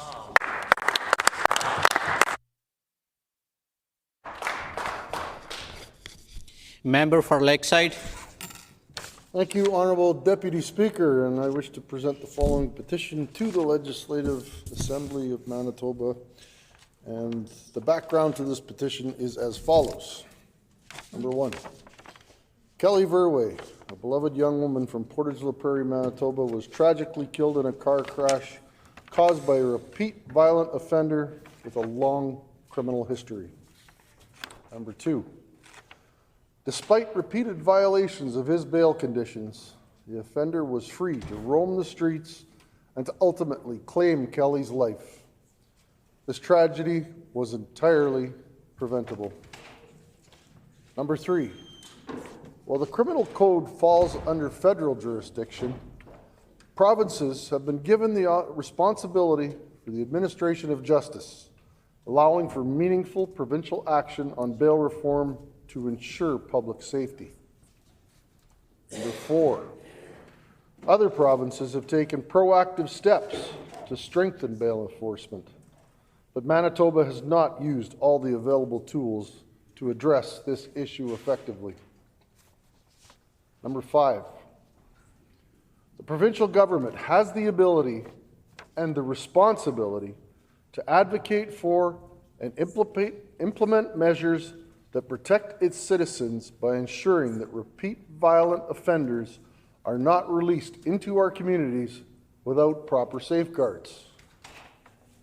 Number six, immediate action is required to close gaps in the justice system that allow dangerous criminals to remain free, which puts innocent Manitobans at risk. We petition the Legislative Assembly of Manitoba as follows. Number one, to urge the provincial government to take immediate and decisive action on bail reform to address serious deficits in enforcement by utilizing all available provincial mechanisms to strengthen warrant enforcement, increasing bail supervision, and opposing release of offenders, thus ensuring that repeat violent offenders are held accountable and that public safety is prioritized over leniency. And number two, to urge the provincial government to lobby the federal government to immediately repeal provisions of the criminal code that allow for the continued victimization of law-abiding Manitobans while granting repeat offenders additional rights. And this petition has been signed by Keely Chaponsky, Marilyn Fraser, Tatiana Harder, and many, many Manitobans. Thank you.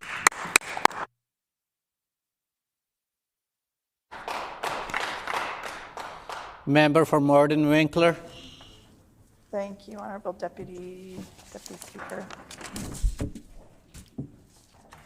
To the Legislative Assembly of Manitoba, I wish to present the following petition. To the Legislative Assembly of Manitoba. These are the reasons for this petition. Number one, persons struggling with mental health as their sole condition may access medical assistance in dying unless Parliament intervenes. Number two, suicidality is often a symptom of mental illness, and suicide is the second leading cause of death for Canadians between the age of 10 and 19.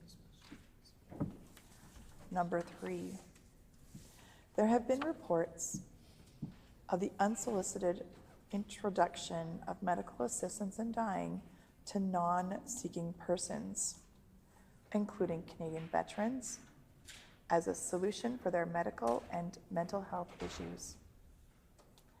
Number four, legal and medical experts are deeply concerned that permitting Canadians suffering from depression and other mental illnesses to access euthanasia would undermine suicide prevention efforts and risk normalizing suicide as a solution for those suffering from mental illness. Number 5, the federal government is bound by the Charter of Rights and Freedoms to advance and protect the life, liberty, and security of its citizens. Number 6, Manitobans consider it a priority to ensure that adequate supports are in place for mental health for all Canadians. Number 7, vulnerable Manitobans must be given suicide prevention counseling instead of suicide advice or assistance. Number 8, the federal government should focus on increasing mental health supports to provinces and improve access to these supports instead of offering medical assistance in dying for those with mental illness. We petition the Legislative Assembly of Manitoba as follows. Number 1, to urge the provincial government to lobby the federal government to stop the expansion of medical assistance in dying to those for whom mental illness is the sole condition. Number 2, to urge the provincial government to lobby the federal government to protect Canadians struggling with mental illness by facilitating treatment, recovery, and medical assistance in living and not death. This petition has been signed by Judy Clausen, Isaac Clausen, and Mark Sawatsky, and many, many other Manitobans.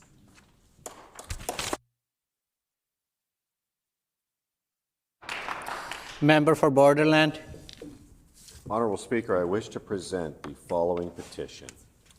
To the Legislative Assembly of Manitoba, the background to this petition is as follows.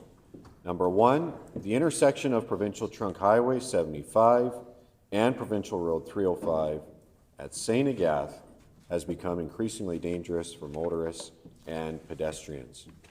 Number 2, over the past 7 years, there have been at least 20 accidents at this location, resulting in injuries and fatalities. Number 3, this intersection is heavily used by community members, commuters, and commercial traffic, making safety improvements critical. Number 4, immediate action is needed to mitigate accidents and prevent further loss of life. Number 5, an in-service road safety review was completed in 2022, which included recommended improvements, but no action plan. Number 6, immediate action and implementation on the maintenance issues and short-term strategies identified in the 2022 study are needed. Number 7, development of an action plan with timelines for the medium-term strategies identified in the 2022 study is required. Number 8, installation of traffic lights or a controlled signal system will make the intersection safer. Number 9, additional strategies such as reduced speed limits approaching the intersection and the addition of rumble strips to alert drivers of the upcoming intersection will save lives.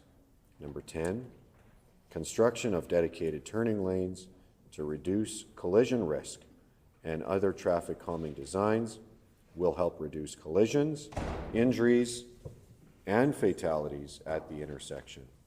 We petition the Legislative Assembly of Manitoba as follows. Number 1, to urge the Minister of Transportation and Infrastructure to undertake safety improvements at the intersection of PTH 75 and PR 305 at St. Agath. And number 2, to urge the Minister of Transportation and Infrastructure to prioritize measures that will reduce accidents and fatalities, including but not limited to those outlined in the 2022 In-Service Road Safety Review. This petition has been signed by Kathy Gagnon, Josh Weidman, Pam Cadden, and many, many Manitobans.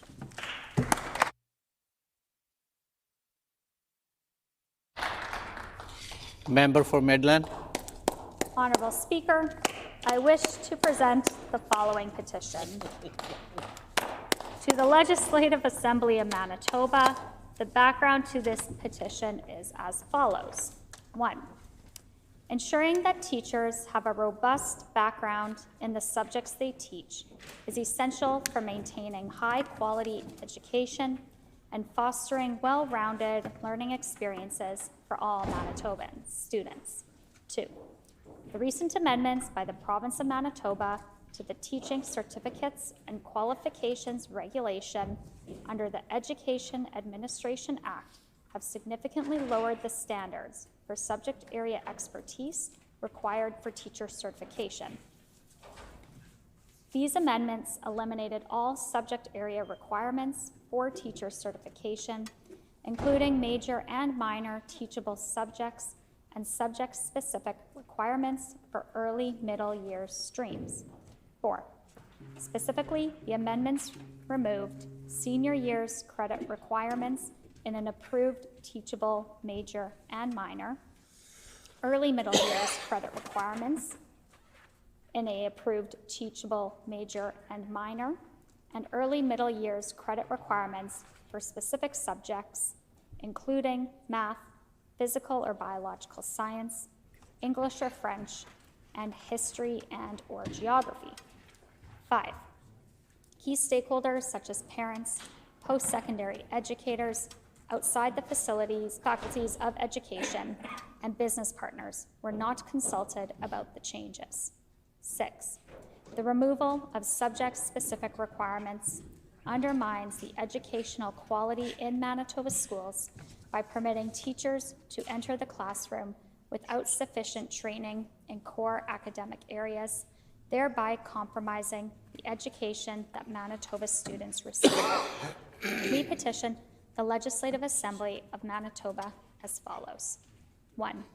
To urge the Minister of Education and Early Childhood Learning to reverse recent amendments to the Teaching Certificates and Qualifications Regulation that weaken subject area requirements for teacher certification and to reinstate teachable majors and minors and early middle years requirements, which are essential for ensuring teachers have strong knowledge in core subject areas. 2. To urge the provincial government to address teacher shortages through alternative measures that uphold rigorous subject area standards, which are critical for providing quality education to all Manitoba students.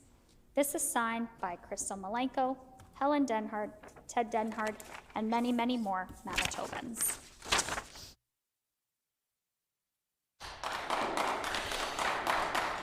Member for Interlake Gimli. Thank you, Honourable Deputy Speaker. I wish to present the following petition. To the Legislative Assembly of Manitoba, the background to this petition is as follows. 1. Provincial Trunk Highway 34, PTH 34, is a 2-lane provincial primary highway that runs from the U.S. border where it meets with ND 22 PTH 16 at the town of Gladstone.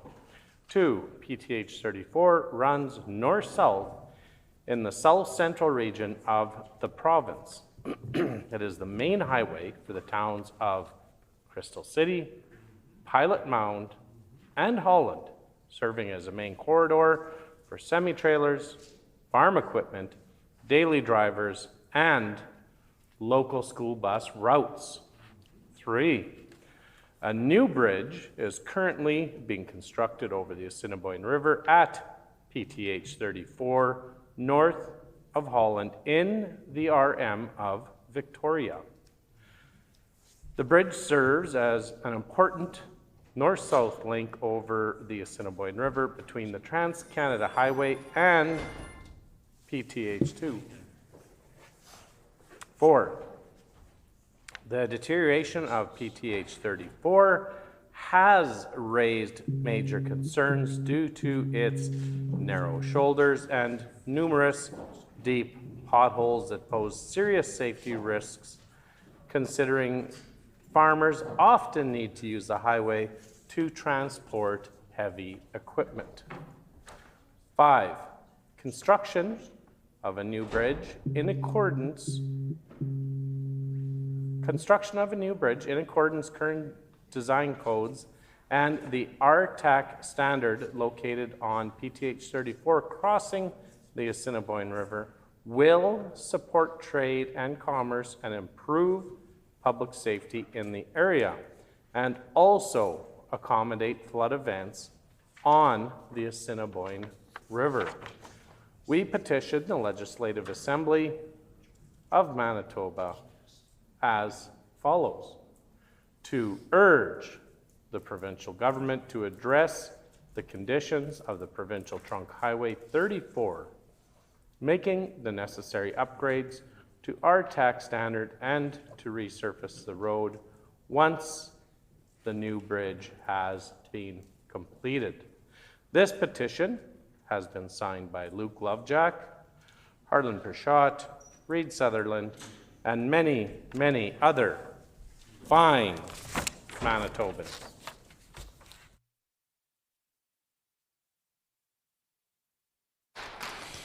Member for Lac-Dubonnet. I wish to present the following petition to the Legislative Assembly of Manitoba. Background to this petition is as follows. Number 1, children with disabilities often require childcare beyond the age of 12. Children with disabilities aged 12 to 17 face a gap in publicly available care programs. Number 2, the current adolescent care service model creates undue hardship on caregivers.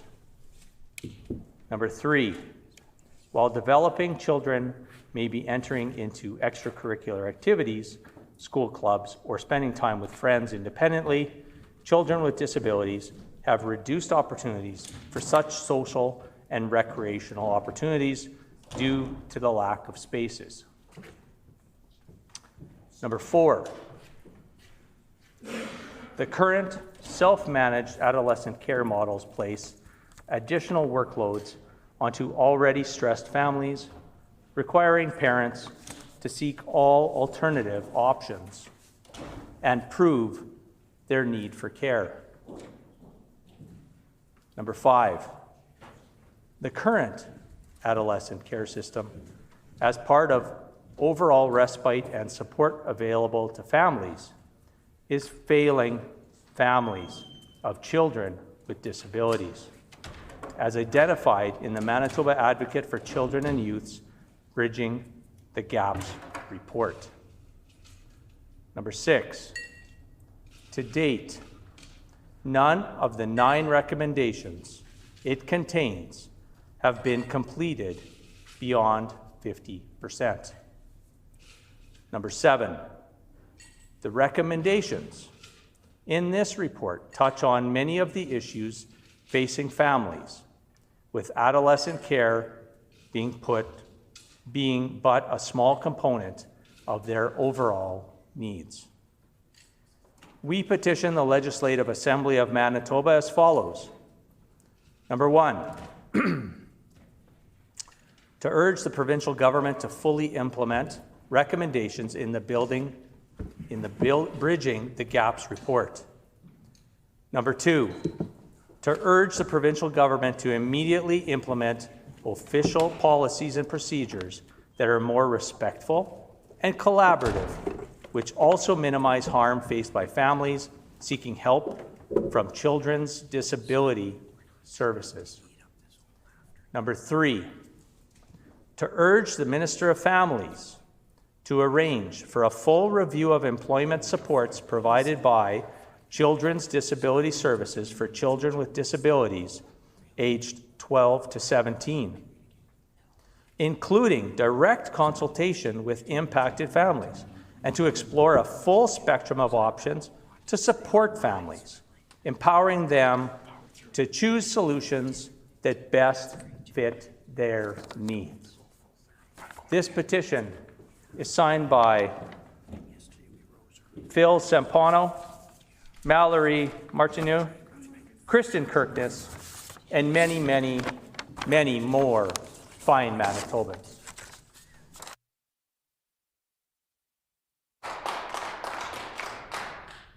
Member for Roblin. Thank you, Honourable Deputy Speaker. I wish to present the following petition to the Legislative Assembly of Manitoba. The background to this petition is as follows. Number 1.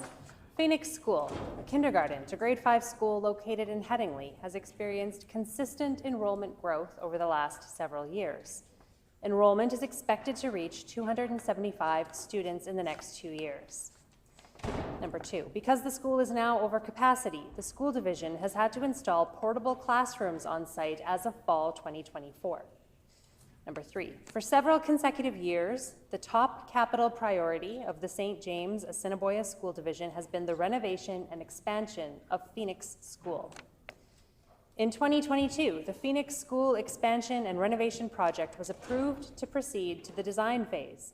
The project included, among other amenities, a new gymnasium, 2 new classrooms, a multi-purpose room, and room for 74 childcare spaces.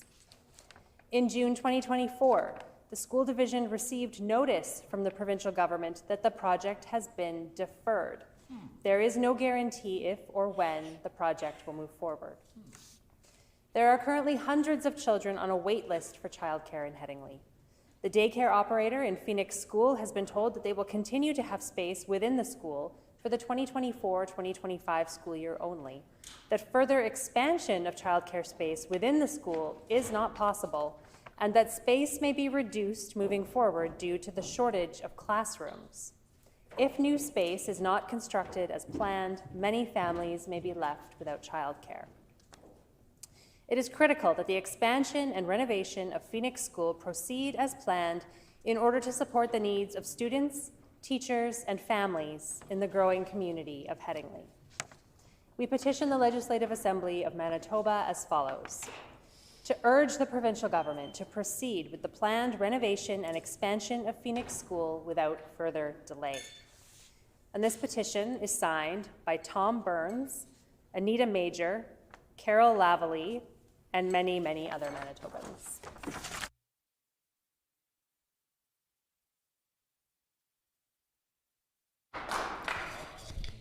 Member for Agassiz. I wish to present the following petition to the Legislative Assembly of Manitoba. The background to this petition is as follows.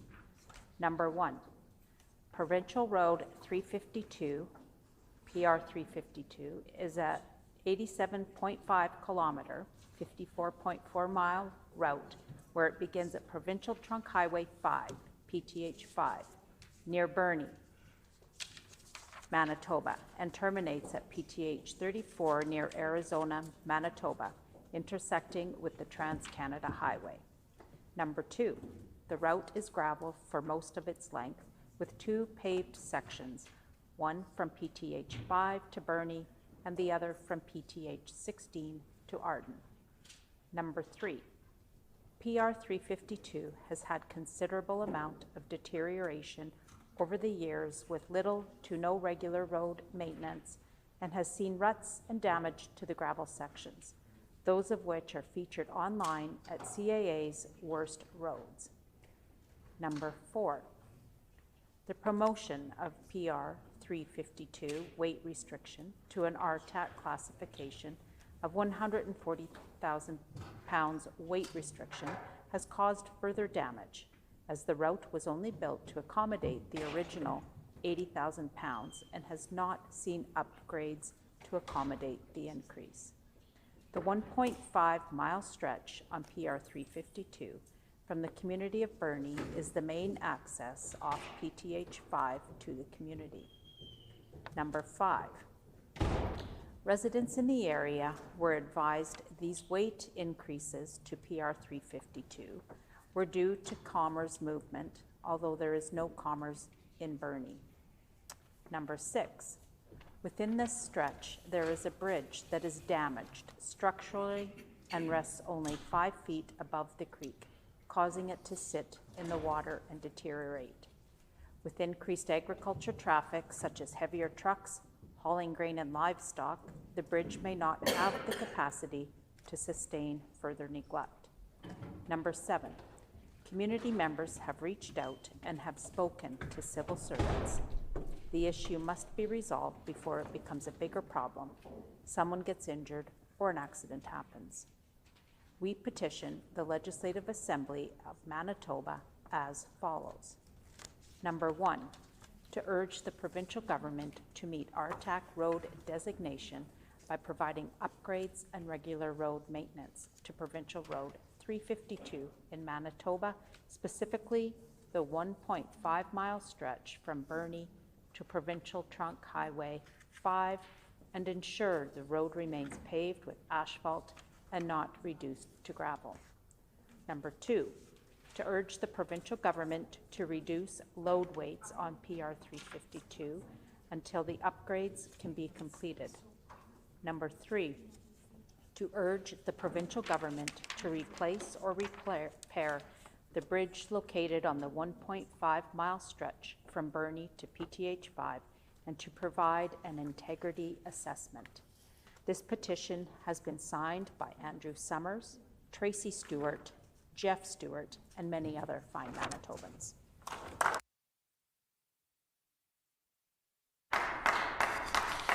Member for Portage La Prairie.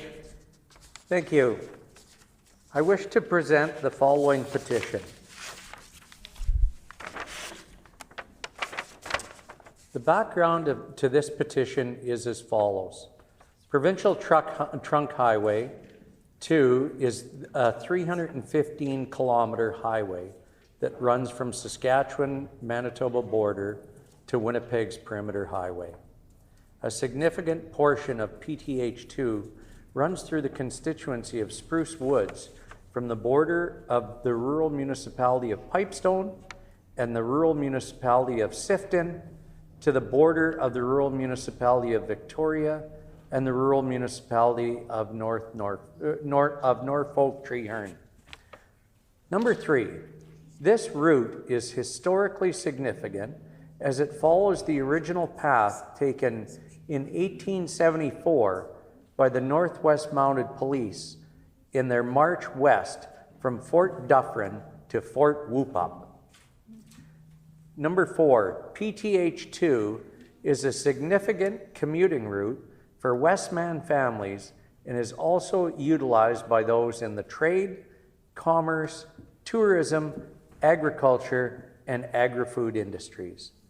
Number 5, the condition of PTH 2 from the east side of the town of Souris straight down through the hamlet of Delow is in unacceptable state of repair.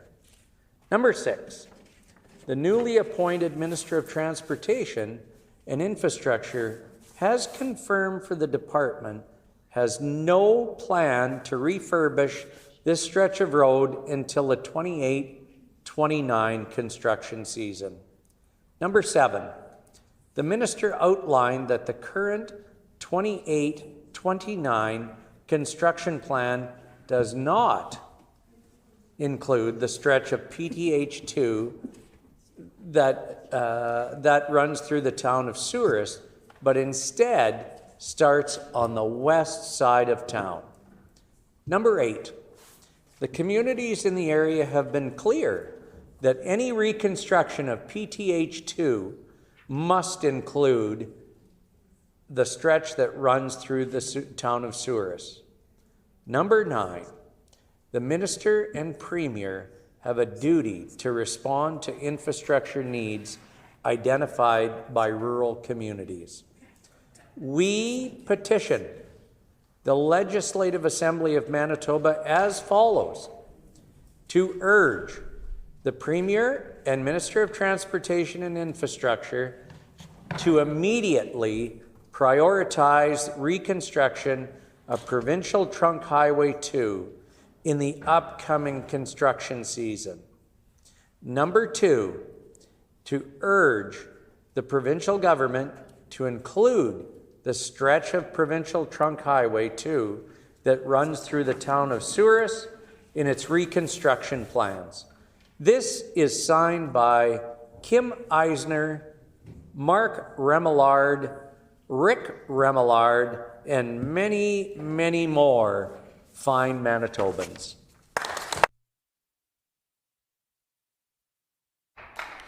Member for Brandon West.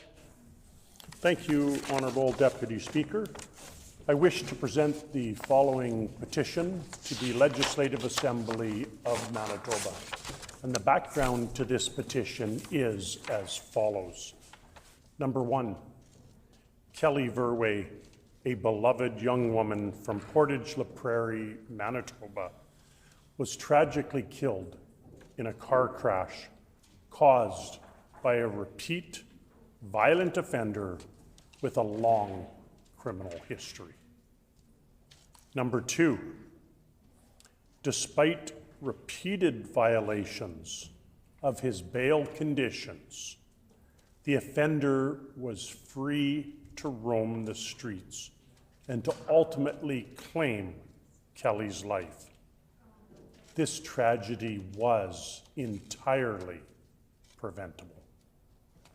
Number 3, while the criminal code falls under federal jurisdiction, provinces have been given the responsibility for the administration of justice, allowing for meaningful provincial action on bail reform to ensure public safety.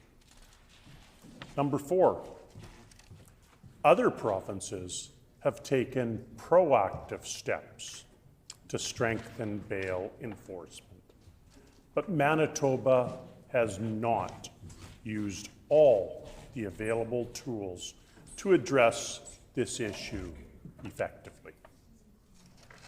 Number 5, the provincial government has the ability and the responsibility to advocate for and implement measures that protect its citizens by ensuring that repeat violent offenders are not released into our communities without proper safeguards.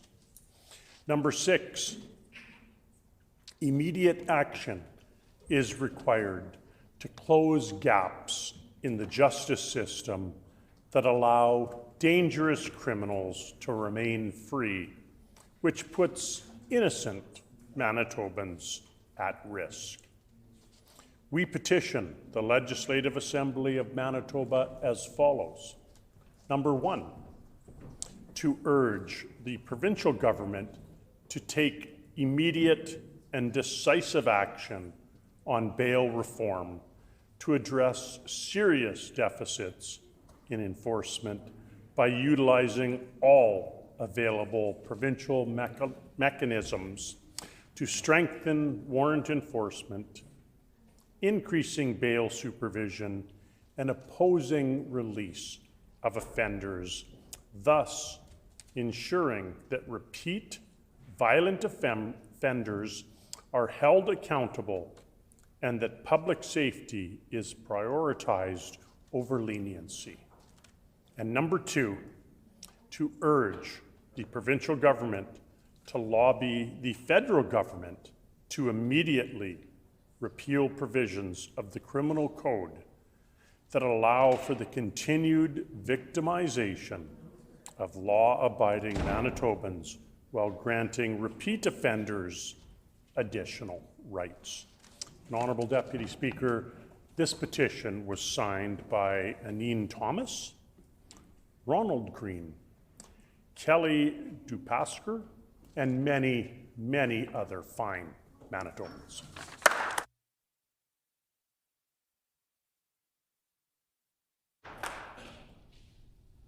No more petitions, grievances, orders of the day, government business, Honorable Government House Leader. Miigwech, Deputy Honourable Speaker.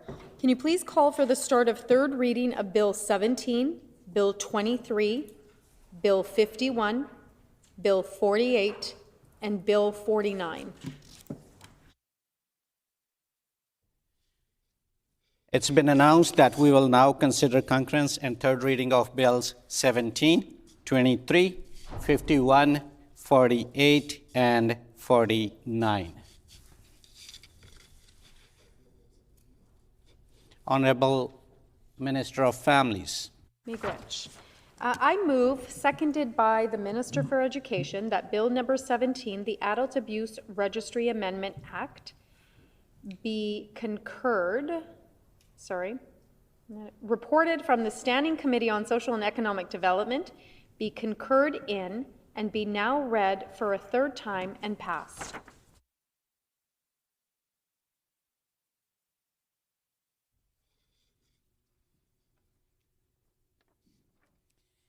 It's been moved by Honorable Minister of Families, seconded by Minister of Education, that Bill number 17, the Adult Abuse Registry Amendment Act, that Bill number 17, the Adult Abuse Registry Amendment Act, reported from the Standing Committee on Social and Economic Development, be concurred in and be now read for the third time and passed. Honorable Minister of Families. Miigwech. Miigwech, Honorable Deputy Speaker. First, I would like to say miigwech to everyone who has worked to bring forward this important piece of legislation.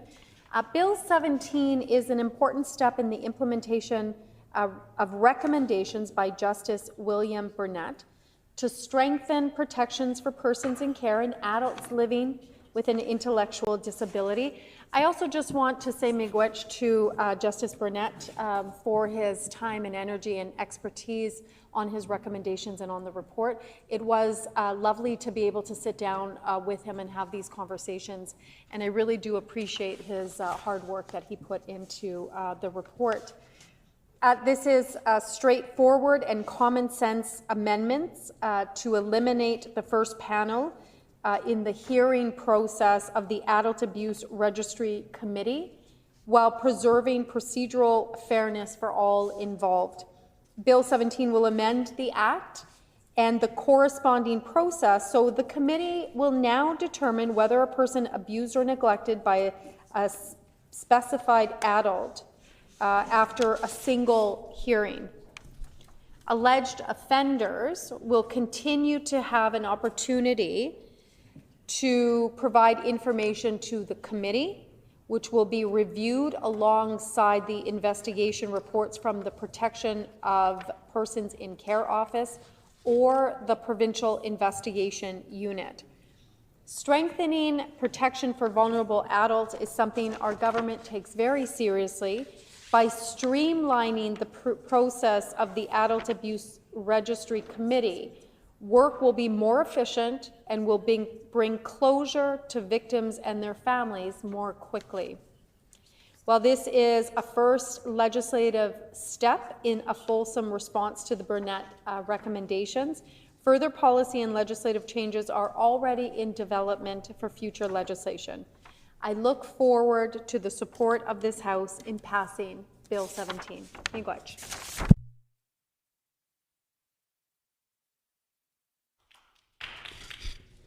The floor is now open for debate. Member for Agassiz.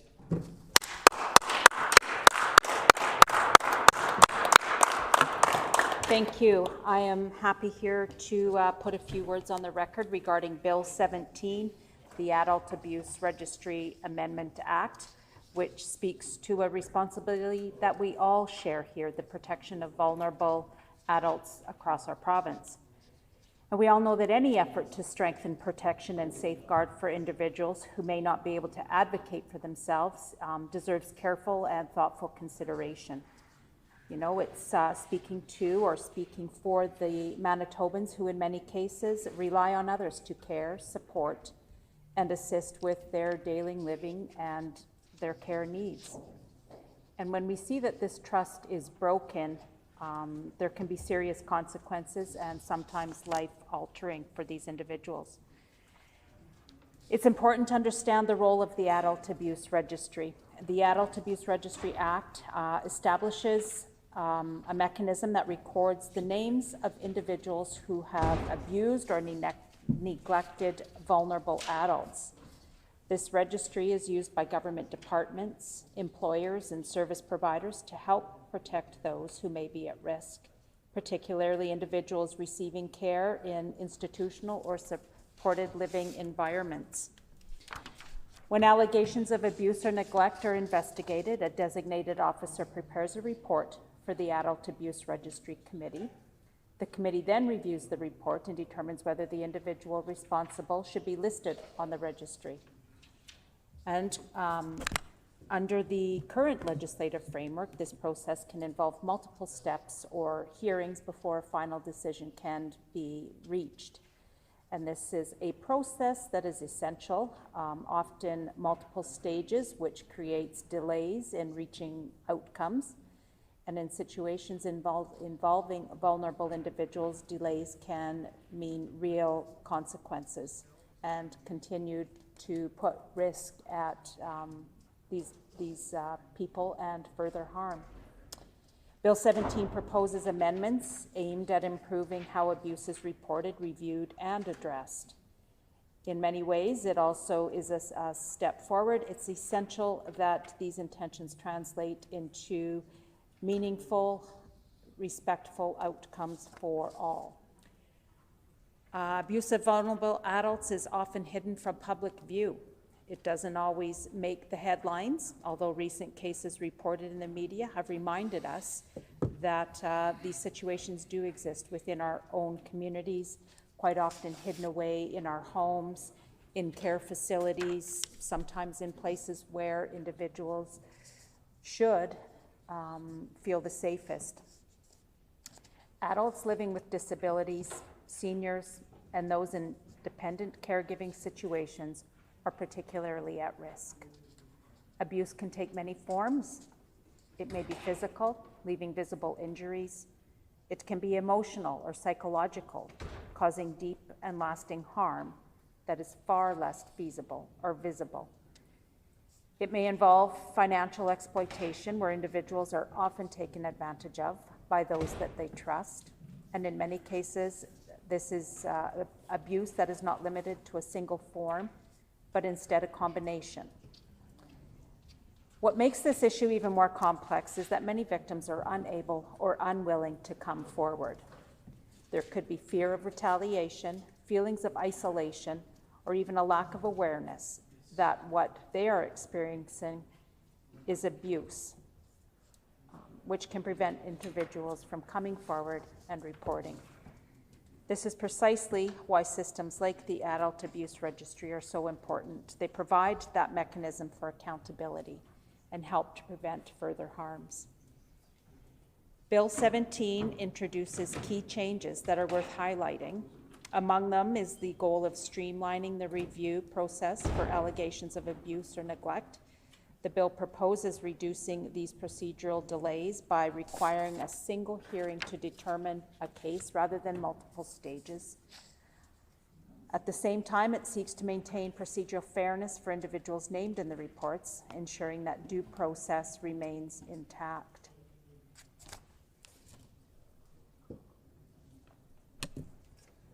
In addition to these legislative changes, Bill 17 would require several operational adjustments, including updating the procedures that are used by the Adult Abuse Registry Committee to align with a single hearing model, developing or refining regulations that govern how information is presented to the committee, and providing training for committee members and administrative staff on the revised processes.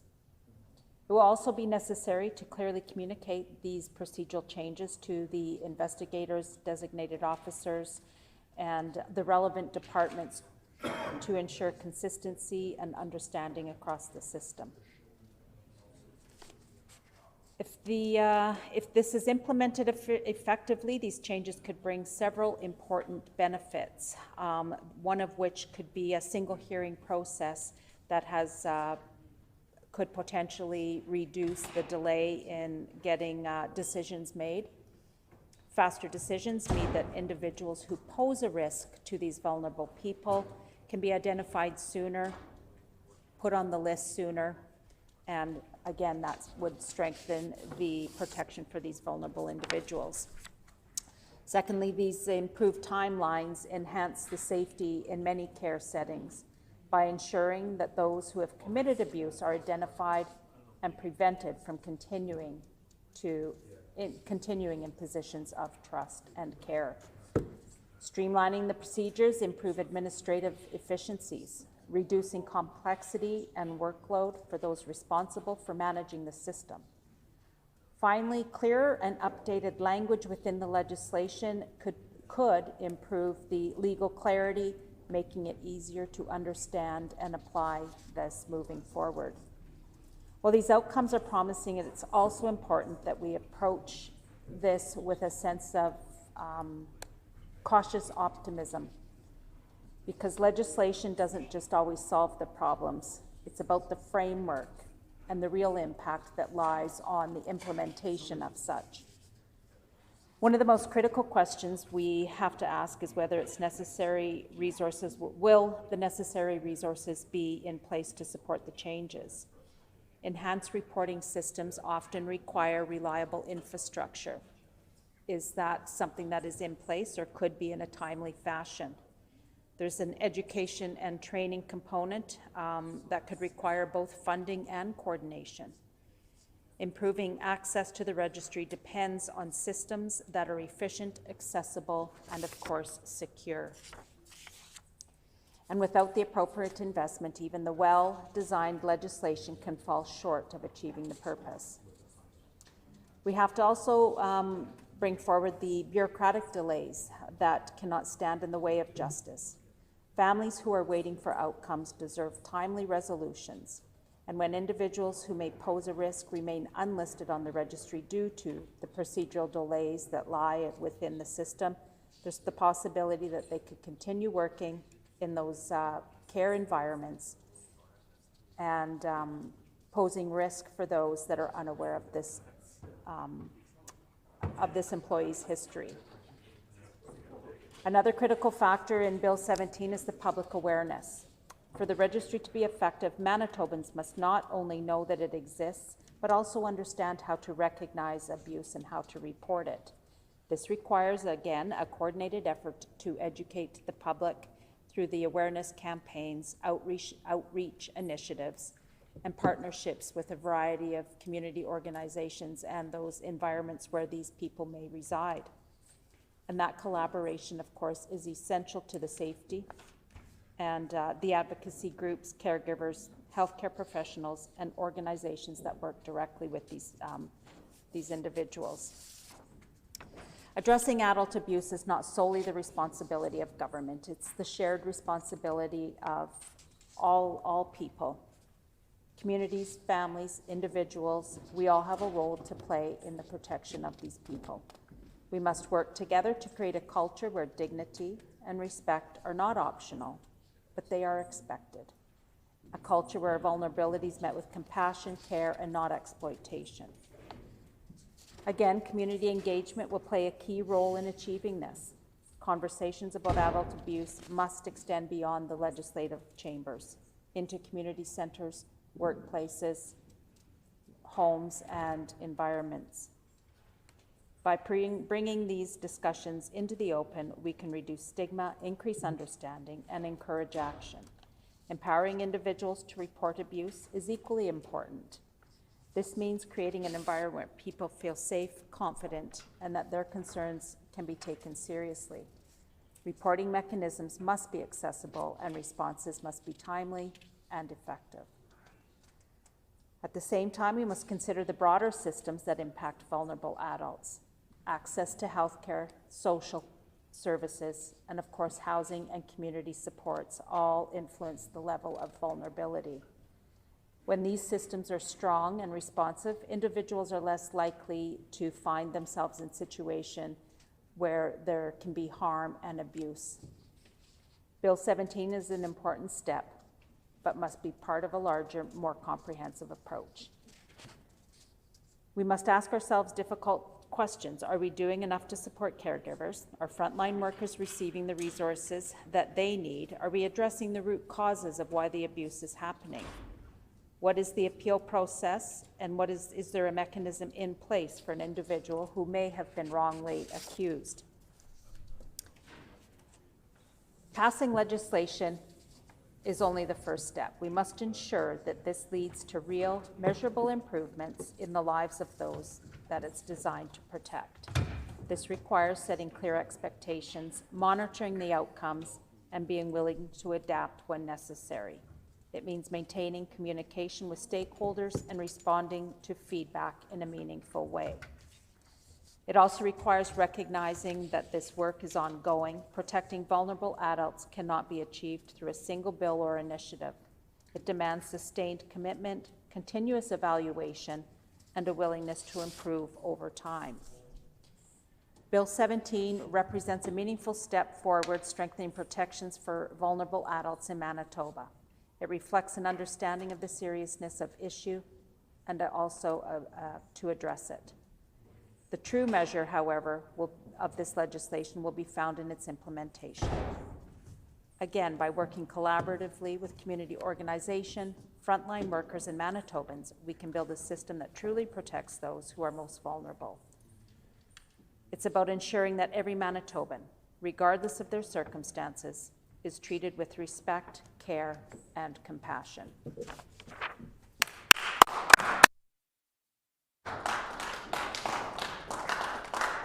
Any other members wishing to debate?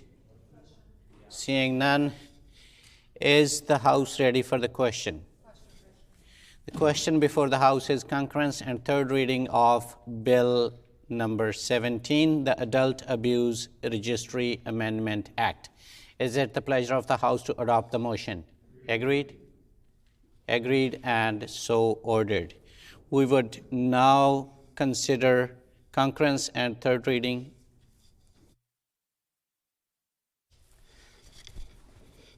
Okay, agreed and so ordered. The motion is accordingly passed.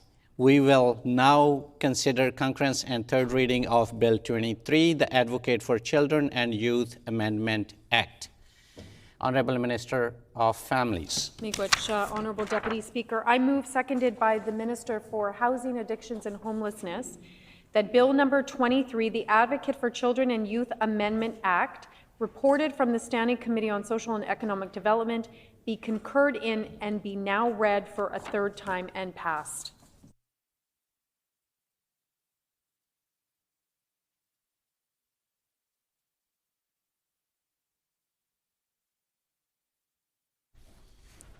It's been moved by Honorable Minister of Families, seconded by Minister of Housing, Addictions and Homelessness, that Bill number 23, the Advocate for Children and Youth Amendment Act, reported from the Standing Committee on Social and Economic Development, be concurred in and be now read for a third time and passed. Honorable Minister of Families. First and foremost, I'd like to say miigwech to Sherry Gott, Manitoba's Advocate for Children and Youth, as well as all of her colleagues and her leadership team at Macy. They do very important work, and they have a sacred responsibility to hear from families and from children and from youth, ensuring that children and youth are getting the resources and the supports that they deserve and that they need. And so I do want to lift them up for all of their really good hard work. And I want to reflect a little bit, particularly on Red Dress Day as well, that the Advocate has a very strong leadership team around her, made up almost entirely of Indigenous women. And I want to highlight them on this day because it's important to have Indigenous women in those roles, in those leadership roles, and I really do appreciate all of them. This bill contains amendments that entrench new foundational concepts and the UN instruments in the preamble of the Act to guide the advocate's work. Also allow the advocate to enter into agreements and provide for ongoing legislative reviews to ensure the Act continues to provide the best framework for the advocate to speak for Manitoba's children and youth. I'm pleased to share with the House the advocate supports these amendments, and work is already underway in her office to make sure they are prepared to incorporate these changes into their work. This is a first legislative step to implement recommendations brought forward in the last legislative review. Work is continuing between my department, Indigenous Reconciliation, and the Advocate's Office to continue to work on the next phase of recommendations. I look forward to the support of this House in passing Bill 23. Miigwech. The floor is now open for debate. Member for Agassiz.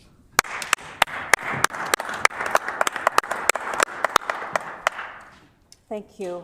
I'm pleased to rise here today to speak to Bill 23, amendments to the Advocate for Children and Youth Act.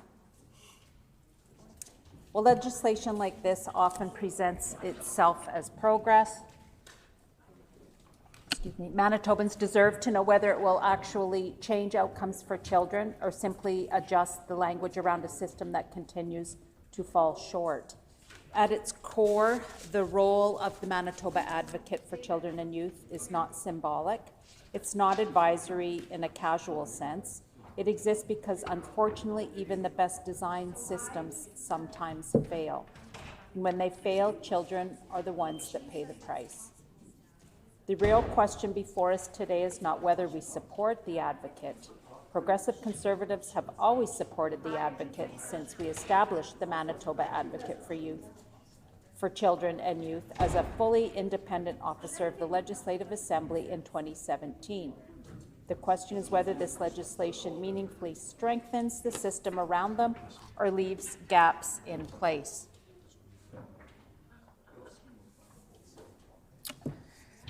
In Manitoba, we are seeing rising demand for advocacy services, not because awareness alone is improving, but because more families are struggling to navigate systems that are fragmented, complex, and often inaccessible. When thousands of Manitobans are reaching out for help, that signals pressure within the system. When hundreds of cases require ongoing intervention, that signals complexity that the system is not resolving early enough. When dozens of children's death and serious injury reviews are conducted each year, that signals something else more serious, that prevention is not working the way it should. These are not just trends, they point to a system that's reacting to a crisis instead of preventing it. And this is where I want to shift the focus here, because too often conversations about advocates' office focus on oversight after the fact. Manitobans should be asking, why are there so many cases reaching the point where oversight is needed at all? Why are families still struggling to access coordinated support before situations escalate? And why do we continue to see the same patterns repeat? Mental health challenges repeat. Addictions, family instability. These are all repeated situations, case after case. Legislation fails to address upstream system failures that are incomplete. Another reality we cannot ignore is the disproportionate impact on Indigenous children. This is not a new finding, it is a persistent one, and it reflects deeper structural challenges that extend beyond any single office or mandate. It must show up in how services are designed, funded, and delivered, particularly in partnership with Indigenous communities themselves, because without that, we are not addressing root causes, we are simply documenting them. We also cannot talk about the well-being of children without talking about the realities that families are facing every single day outside of government systems. The rising cost of living is not just an economic issue, it's shaping the conditions in which children are now growing up in. When parents are stretched over to cover rent, groceries, and basic necessities, that stress does not stay confined to just the household budget. It affects the stability of a home, it affects the mental health of a child, and it affects the child's sense of security. For many families, the margin of error has clearly disappeared. With these unexpected costs, with a utility bill, transportation, or school-related expenses, this situation can quickly turn a family into a crisis. And we all know that when families are operating in a constant crisis and financial strain, we see the increased pressure onto the social services, into our schools, and of course, onto the healthcare system. In that sense, the challenges we are discussing are not just isolated from affordability, they're directly connected to it. When families are stretched, small problems escalate faster, and that is part of why we're seeing more families turning to advocacy services in crisis. Our Progressive Conservative team is committed to stomping out child poverty today and every day. I'll always be happy to work with the Minister of Families to develop solutions to this crisis. If we're serious about improving outcomes for children, we can't limit our focus to how systems respond after things go wrong. We have to look at the conditions that make families more vulnerable to these crisis situations in the first place. When those foundations, like homes, family units, are all weakened and many families reach their breaking point, children come into contact with the very systems that the advocate is tasked with overseeing. Bill 23 speaks to oversight and accountability. It should also prompt a broader conversation. What is being done to reduce the pressures on families before the intervention is needed? Supporting children ultimately means supporting the environments they grow up in. During our time in government, Progressive Conservatives took concrete steps to strengthen oversight for Manitoba's most vulnerable people. The passage of the Advocate for Children and Youth Act, we established a modern legislative framework that transformed the Manitoba Advocate for Children and Youth into an independent officer of the Legislative Assembly. That change mattered. It meant that the Advocate could do their work without interference, shining a light on the issues and holding the government accountable. But we didn't stop there. The PC team significantly expanded the Advocate's mandate to go beyond child welfare, recognizing that young people interact with many systems, from mental health, addictions, and into the justice system. We gradually implemented broader investigative powers to match that expanded role, ensuring the Advocate could follow cases wherever they led. In 2023, we strengthened oversight even further by introducing mandatory reporting of serious injuries involving youth, helping ensure that critical incidents are no longer missed or overlooked. Importantly, they established a formal process to track government responses to the Advocate's recommendations, creating a clear line of accountability and a mechanism to measure what the progress looked like. There are elements here that aim to expand in collaboration between advocate and government bodies, and that sounds very reasonable, but collaboration is not the same as accountability. An advocate who's too closely into the systems oversees risks being less effective at challenging them. They may see changes that blur the line that should be approached with caution. Manitobans have seen reviews. The issue has never been a lack of recommendations. The issue has been a lack of consistent follow-through. So the real question is not whether a review will happen, it is whether the government will commit to acting on what the review finds and within what timeline. Without that accountability, review processes risk becoming procedural rather than meaningful. The other issue that I want to address here within Bill 17 is Bill 23, is the experience of families trying to access help. because many families, the challenge is not whether the services exist, but where do they go to find the help? Where do they go to find the resources, and how can they access them is important. When they're told that their family's situation falls outside a mandate, or when they're redirected between agencies, the system begins to feel less and less like they are supported. It's not a criticism of any office, it's a reflection, again, of a system that lacks clarity, coordination, and accessibility. And legislation that touches the advocate's role should also be asking, how do we make the entire system easier to navigate, not just better at reviewing itself? If this bill is to truly move things forward, it should be judged against a higher standard, not whether it updates language, not whether it references international principles, but whether it leads to measurable improvements in intervention, early intervention, service coordination, accessibility for families, and better outcomes for children, because that's what Manitobans expect.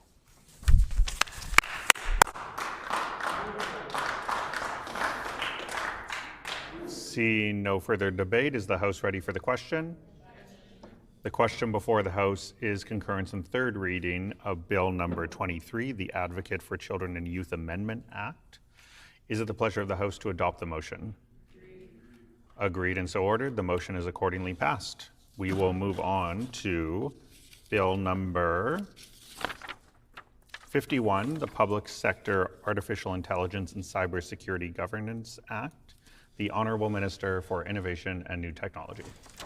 Thank you, Honourable Speaker. I move, seconded by the Minister of Education and Early Childhood Learning, that Bill 51, the Public Sector Artificial Intelligence and Cybersecurity Governance Act, reported from the Standing Committee on Social and Economic Development, be concurred in and be now read a third time and passed.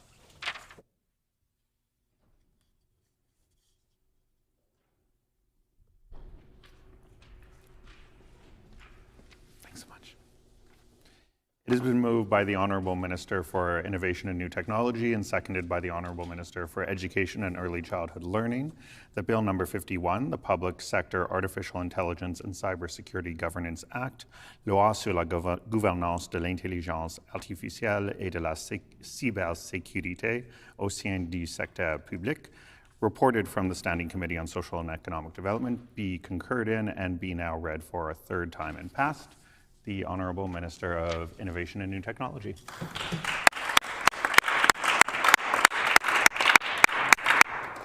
Honourable Speaker, I am pleased to rise today at third reading to speak once again to Bill 51 and to ask all members of this House to support its passage. Manitoba must begin to prepare itself for a wave of technological change that will both liberate and challenge us. Not next year, not next month, now. Bill 51 begins that process, and it does so in a thoughtful and nimble manner. Artificial intelligence is already being used across the public sector to support service delivery, to provide program support, and to create administrative efficiency. At the same time, cybersecurity threats continue to increase in frequency and sophistication. Manitobans rightly expect that new technologies adopted by public bodies are used responsibly, transparently, and securely, and that their rights as citizens are at the core of every decision government makes. Bill 51 provides a modern governance framework for both of those realities. It establishes a legislative foundation so that public sector entities can be held to clear and high expectations for the use of artificial intelligence systems. And it ensures strong cybersecurity practices, supported by strong oversight, standards, and incident reporting. Last week, during our legislative break, I had the opportunity to spend time in Thompson at the Linkages Conference, and in so doing was able to hold the first of what will be many public consultations on Bill 51. I want to thank those who took the time to bring forward their perspectives and expertise. Their feedback reinforces the importance of a nimble and responsive framework, of building public trust, of reducing risk, and ensuring a practical implementation across our diverse public sector. What's more, Honourable Speaker, that consultation made it clear that this is not a case of one and done with regards to digital governance. Bill 51 is the beginning of a thoughtful and careful legislative process to protect our young people from negative impacts of growing up online, to hold powerful tech companies accountable to create safety by design platforms, and to ensuring that Manitobans' data is protected and sovereign. So again, I want to emphasize the central point. Bill 51 sets the framework by which this work will be done. The detailed requirements will be established through regulation and technical standards. And those tools must be built carefully and in partnership with the public sector organizations that will implement them. That means engaging with municipalities, universities and colleges, school divisions, health authorities, agencies and Crown entities, frontline professionals, and technical experts. It means a proportional risk-based approach so that expectations match the scale of the organization and the sensitivity of the systems involved. And it means clear guidance, realistic timelines, and alignment with existing legal obligations, procurement practices, privacy requirements, and sector-specific governance. I also want to be very clear to those that may suggest that establishing guardrails means applying the brakes to innovation. I fundamentally disagree. Clear guardrails enable responsible adoption. They give public servants confidence, they help vendors understand expectations up front, and they give Manitobans assurance that technology is being used fairly and safely. Guardrails are not the brakes to innovation, they are the steering wheel. On the cybersecurity side, Bill 51 provides the ability to issue directives in relation to speed and coordination. When a serious vulnerability is identified or an active threat is unfolding, government needs a way to require timely protective steps from specific entities. This bill provides that tool while keeping the focus on practical measures that reduce risk and protect service continuity. Ultimately, Bill 51 is about protecting Manitobans, protecting personal information, protecting the integrity of public programs, and protecting the services people rely on each and every day. It's also about building and maintaining public trust, because when government uses new technology, the public must be able to understand the rules, the accountability, and the safeguards. By passing Bill 51, this House will be taking a prudent, forward-looking step to modernize how the public sector manages emerging technology and cyber risk. And we will lead the country in doing so. I encourage all members to support Bill 51 so we can move ahead with implementing a framework that helps public sector entities adopt AI responsibly, strengthen cybersecurity, and keeps Manitobans' trust at the center of innovation in our province. Thank you. I look forward to the rest of the debate and the important work that's in front of us. The honourable member for Borderland. Thank you, Honourable Speaker. Transparency is essential to maintaining trust, especially as governments adopt more advanced technologies, and transparency requirements should be clearly defined and consistent across the public sector. Bill 51 establishes a regulatory framework to guide how public sector entities such as municipalities, education institutions, and healthcare authorities manage artificial intelligence and cybersecurity risks. The Act enables the creation of regulations requiring these entities to adopt standardized practices for the use of AI systems and the protection of digital infrastructure.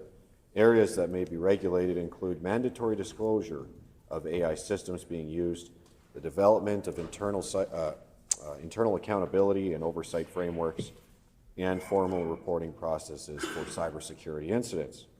The legislation also allows for the introduction of operational standards to ensure consistency and safety in AI use and cybersecurity practices across the public sector, and the Minister is granted authority to issue directives on cybersecurity matters when needed. I want to be clear, Honourable Speaker, Manitobans deserve to know when and how AI systems are being used to make or inform decisions that affect their lives. And as progressive Conservatives, we support transparency in how AI and cybersecurity systems are being used. Public institutions such as municipalities and educational institutions should be disclosing how they are using such systems. And with that, Honourable Speaker, I look forward to supporting this bill.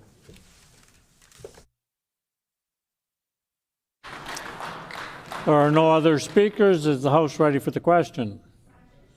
The question before the House is concurrence in third reading of Bill 51, the Public Sector Artificial Intelligence and Cybersecurity Governance Act. It is the pleasure of the House to adopt the motion. Agreed and so ordered. The motion is accordingly passed. We will now move on to Bill 48, the Real Property Amendment and Planning Amendment Act, land conveyed for public purpose. The Honourable Minister of Public Service Delivery. Thank you, Honourable Speaker. I move, second by Honourable Minister of Environment and Climate Change, that Bill number 48, the Real Property Amendment and Planning Amendment Act, land conveyed for the public purpose, reported from the Standing Committee on Legislative Affairs, be concurred in and be now read for the third time and passed.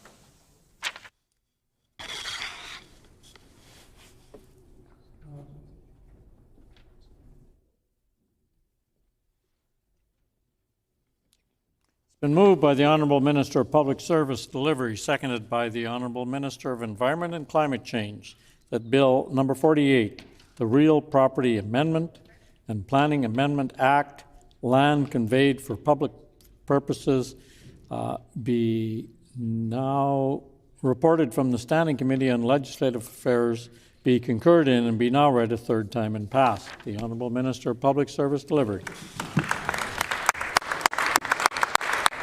Thank you, Honourable Speaker. I'm very pleased to rise today for the third reading of Bill 48, the Real Property Amendment and Planning Amendment Act, land conveyed for public purpose. The Bill 48 addressed a long-standing issue involving public reserve land as statutory easement. Currently, once land is designated as a public reserve, a municipality cannot grant new easement. This limitation creates challenges when communities and developers need to place easement infrastructure such as utility lines in the most logical and cost-effective locations.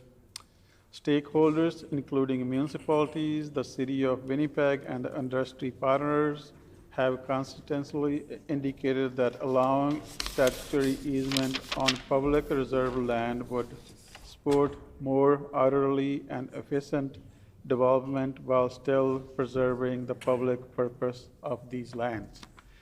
These amendments will provide greater certainty, reduce the risk of accidental infrastructure damage, clearly assign maintenance responsibilities without requiring any new funding. I look forward to the support of all members in passing this important bill. Thank you, Honourable Speaker.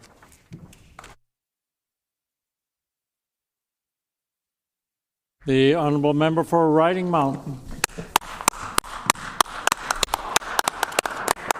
I rise today to address Bill 48, the Real Property Amendment and Planning Amendment Act. At its essence, this legislation introduces amendments to the Real Property Act and the Planning Act. While the changes are largely technical in form, they carry real-world implications for municipalities, developers, and communities throughout Manitoba. In particular, the bill seeks to better define how land designated for public purposes may be used and introduces a mechanism to allow statutory easements to be placed on those lands for eligible parties. It also broadens the definition of allowable uses to explicitly include works of municipalities, with the stated goal of supporting infrastructure development and offering clearer direction to local governments. It is important to recognize the value in updating and clarifying legislation where uncertainty exists. Municipalities frequently encounter delays and administrative hurdles when rules are outdated, unclear, or inconsistent. In that regard, efforts to reduce procedural barriers and improve efficiency can be helpful, especially in a province where infrastructure demands are increasing and timely project completion is closely tied to both economic growth and quality of life. Municipal governments play a central role in delivering everyday services. They are responsible for maintaining roads, managing water and drainage systems, operating recreation spaces, and supporting the infrastructure Manitobans depend on. If Bill 48 helps streamline how municipalities plan and carry out these responsibilities, that would be a constructive outcome. Expanding works of municipalities as an improved use of public reserve land may provide useful flexibility, particularly in communities experiencing growth or facing limited land availability. Likewise, allowing statutory easements over public reserve lands, once properly registered, could create a more defined legal pathway for projects such as utilities, pipelines, and drainage infrastructure. Formalizing these arrangements may help reduce ambiguity, improve coordination between parties, and lower the likelihood of disputes or project delays. That said, while the intent to improve administrative efficiency is understandable, it is equally necessary to examine the broader consequences. Public reserve lands are not simply unused or surplus parcels. They are intentionally set aside for community benefit, parks, green space, buffers, recreational areas, and other purposes that enhance neighborhood livability and overall well-being. With Bill 48 is that it may, in practice, make it easier to redirect the use of these lands. Although the bill does not explicitly remove existing protections, it does widen the scope of permitted uses without clearly outlining firm limits or decision-making criteria. This raises legitimate questions about transparency, consultation, and how public interest will be safeguarded moving forward. Communities place high importance on accessible green space and public reserves. These areas contribute to environmental health, support physical and mental well-being, and help define the character of neighborhoods. As urban areas expand, these spaces become even more valuable for long-term sustainability. Any changes affecting their use should therefore be approached with clear safeguards and meaningful public engagement. The bill also authorizes municipalities, the provincial government, and the Crown to grant statutory easements over public reserve lands. While this may improve flexibility, it also highlights the need for consistent standards and clear oversight.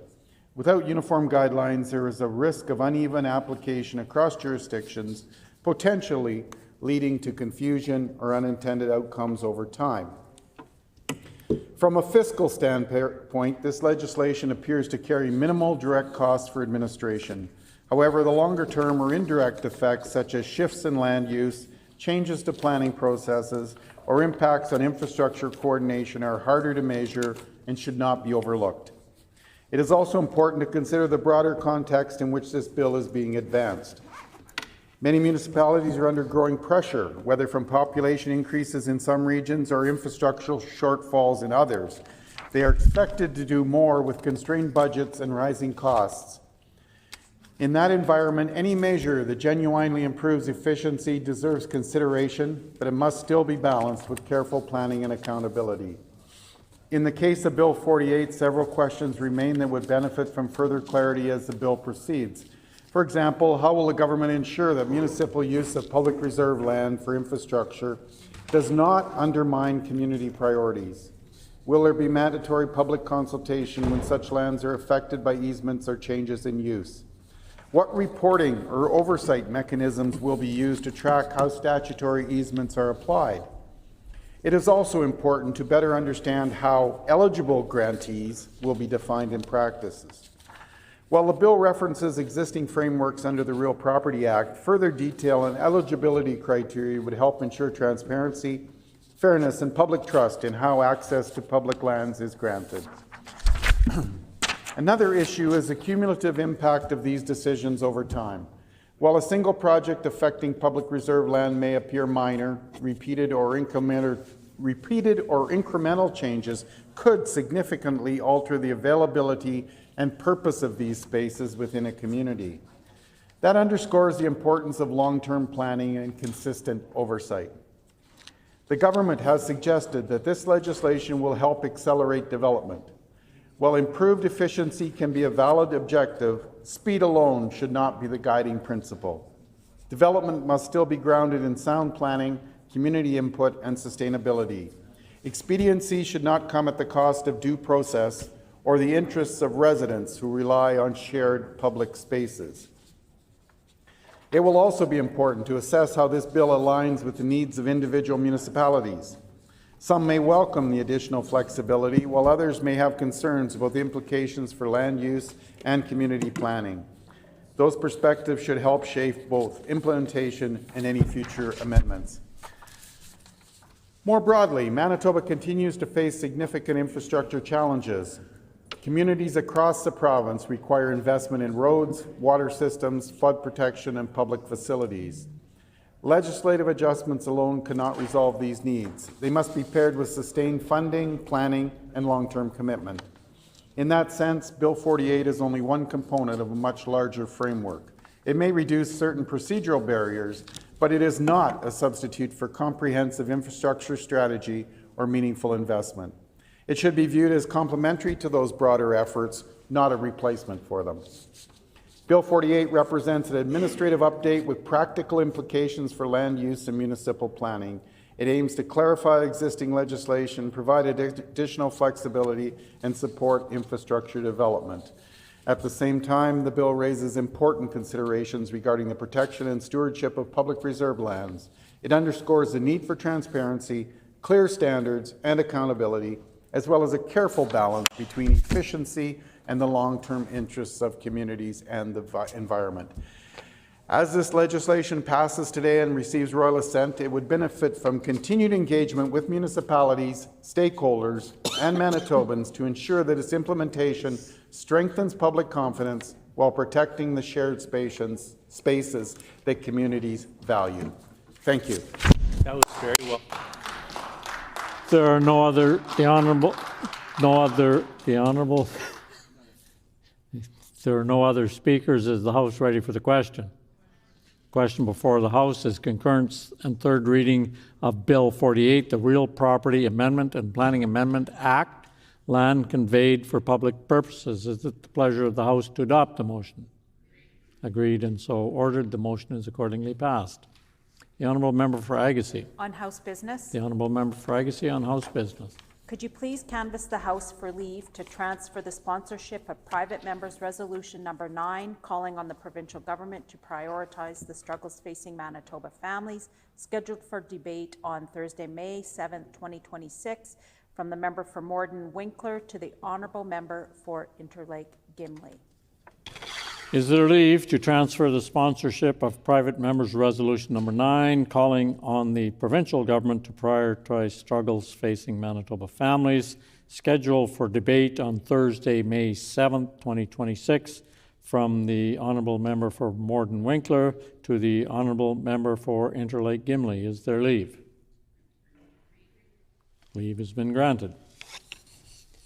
So now, as previously announced, we'll move on to concurrence and third reading of Bill number 49, the Business Practices Amendment Act. The Honourable Minister of Public Service Delivery. Thank you, Honourable Speaker. I move, seconded by Minister of Environment and Climate Change, that Bill number 49, the Business Practice Amendment Act, reported from the Standing Committee on Legislative Affairs be concurred in and now read for the third time and passed.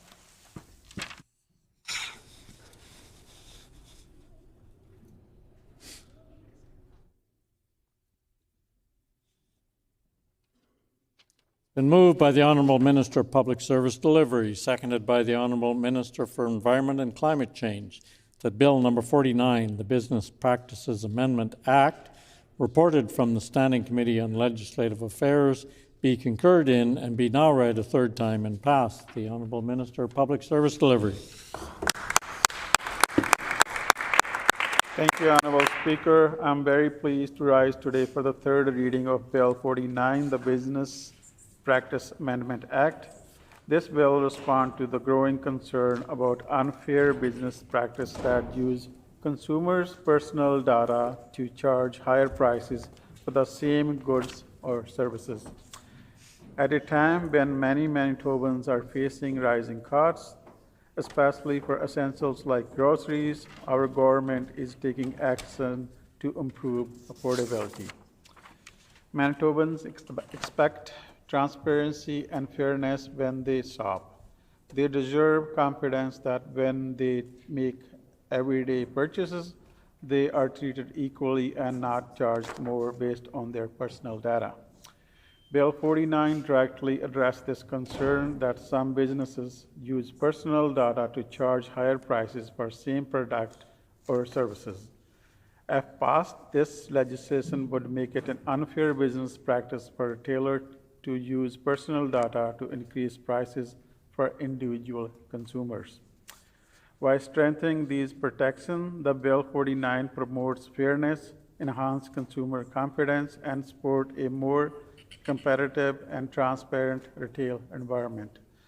I ask all members to support this legislation. Thank you, Honourable Speaker.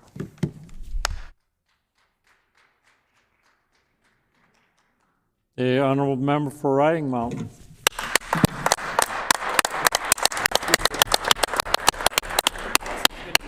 I rise today to speak to Bill 49, the Business Practices Amendment Act. This legislation proposes amendments to the Business Practices Act, addressing what is described as personalized algorithmic pricing.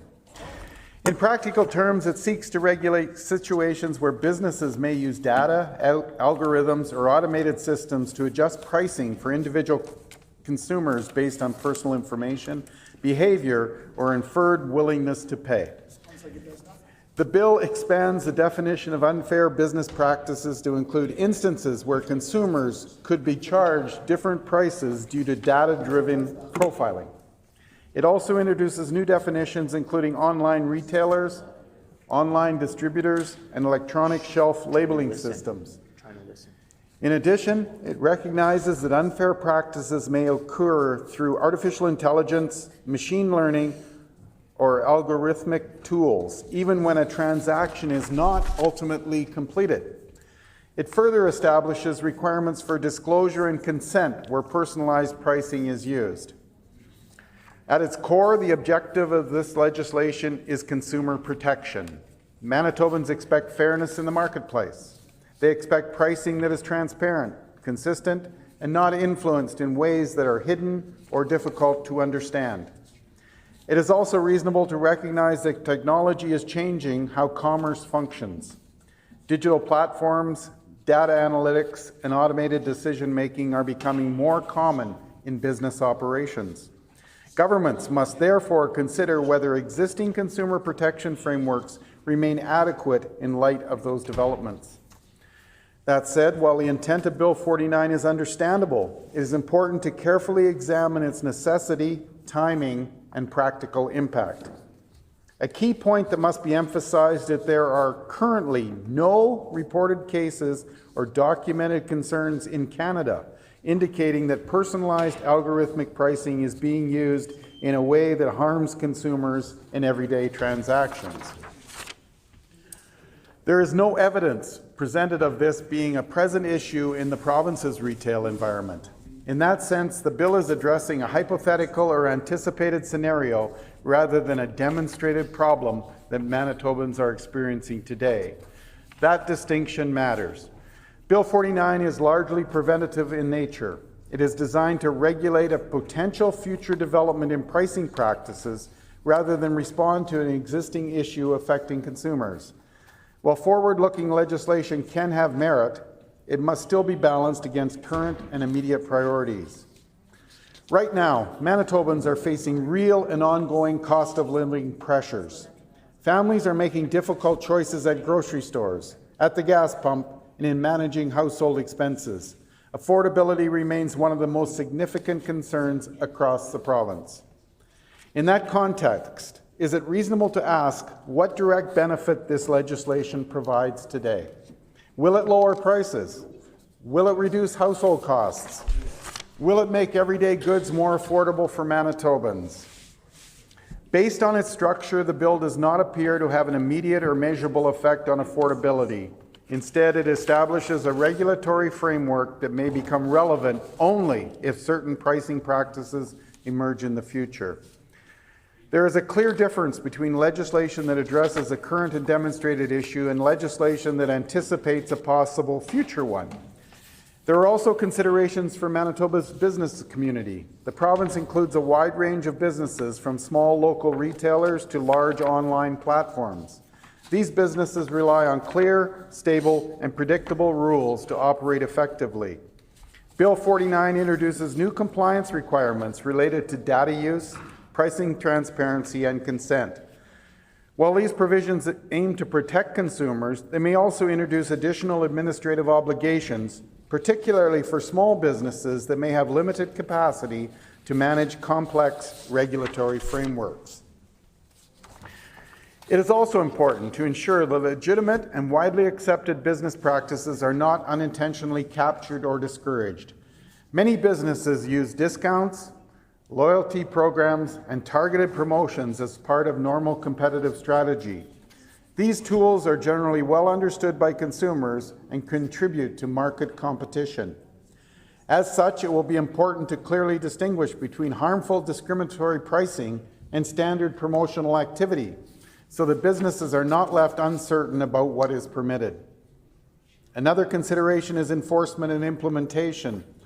Although the bill is described as having minimal fiscal impact, there will still be administrative responsibilities related to oversight, compliance monitoring, and potential investigations. Over time, these responsibilities could evolve depending on how the framework is applied. There's also a technical challenge involved in addressing algorithmic systems. Understanding how pricing decisions are made within artificial intelligence or machine learning models requires specialized expertise. Regulators will need the appropriate tools and knowledge to effectively evaluate compliance in this space.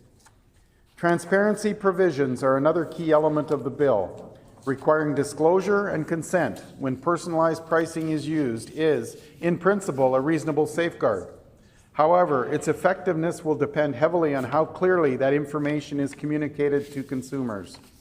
If disclosures are overly technical or buried in lengthy terms and conditions, their practical value may be limited. It is also important to recognize that Manitoba would be among the first jurisdictions in Canada to introduce legislation of this kind. While leadership in consumer protection is not inherently negative, it does place additional responsibility on the province to ensure the approach is evidence-based, proportionate, and adaptable as the landscape evolves. There are several questions that merit further consideration as this bill advances. What specific evidence informed its development, given the absence of reported issues in Canada? How will success be measured? What outcomes would indicate that the legislation is functioning as intended? It is also important to consider public awareness. Consumer protection measures are only effective if Manitobans understand their rights and how those rights can be exercised. That will require clear communication, education, and outreach beyond the legislation itself. Another important factor is the balance between regulation and innovation. Data-driven technologies and digital tools have the potential to improve efficiency, enhance services, and reduce costs. Regulatory framework should protect consumers without unnecessarily limiting innovation or competition. Bill 49 is, in many ways, a forward-looking piece of legislation. Its intent to prevent potential unfair pricing practices in emerging digital environments is understandable and rooted in consumer protection principles. However, it does not address the immediate affordability challenges facing Manitobans today. It does not reduce costs, increase purchasing power, or provide direct relief to families dealing with rising expenses. I would encourage continued engagement with businesses, consumer advocates, and technical experts to ensure the framework remains clear, practical, and evidence-based. It is also important to maintain a strong focus on measures that address the immediate cost pressures Manitobans are experiencing. Thank you. Any other members wishing to speak?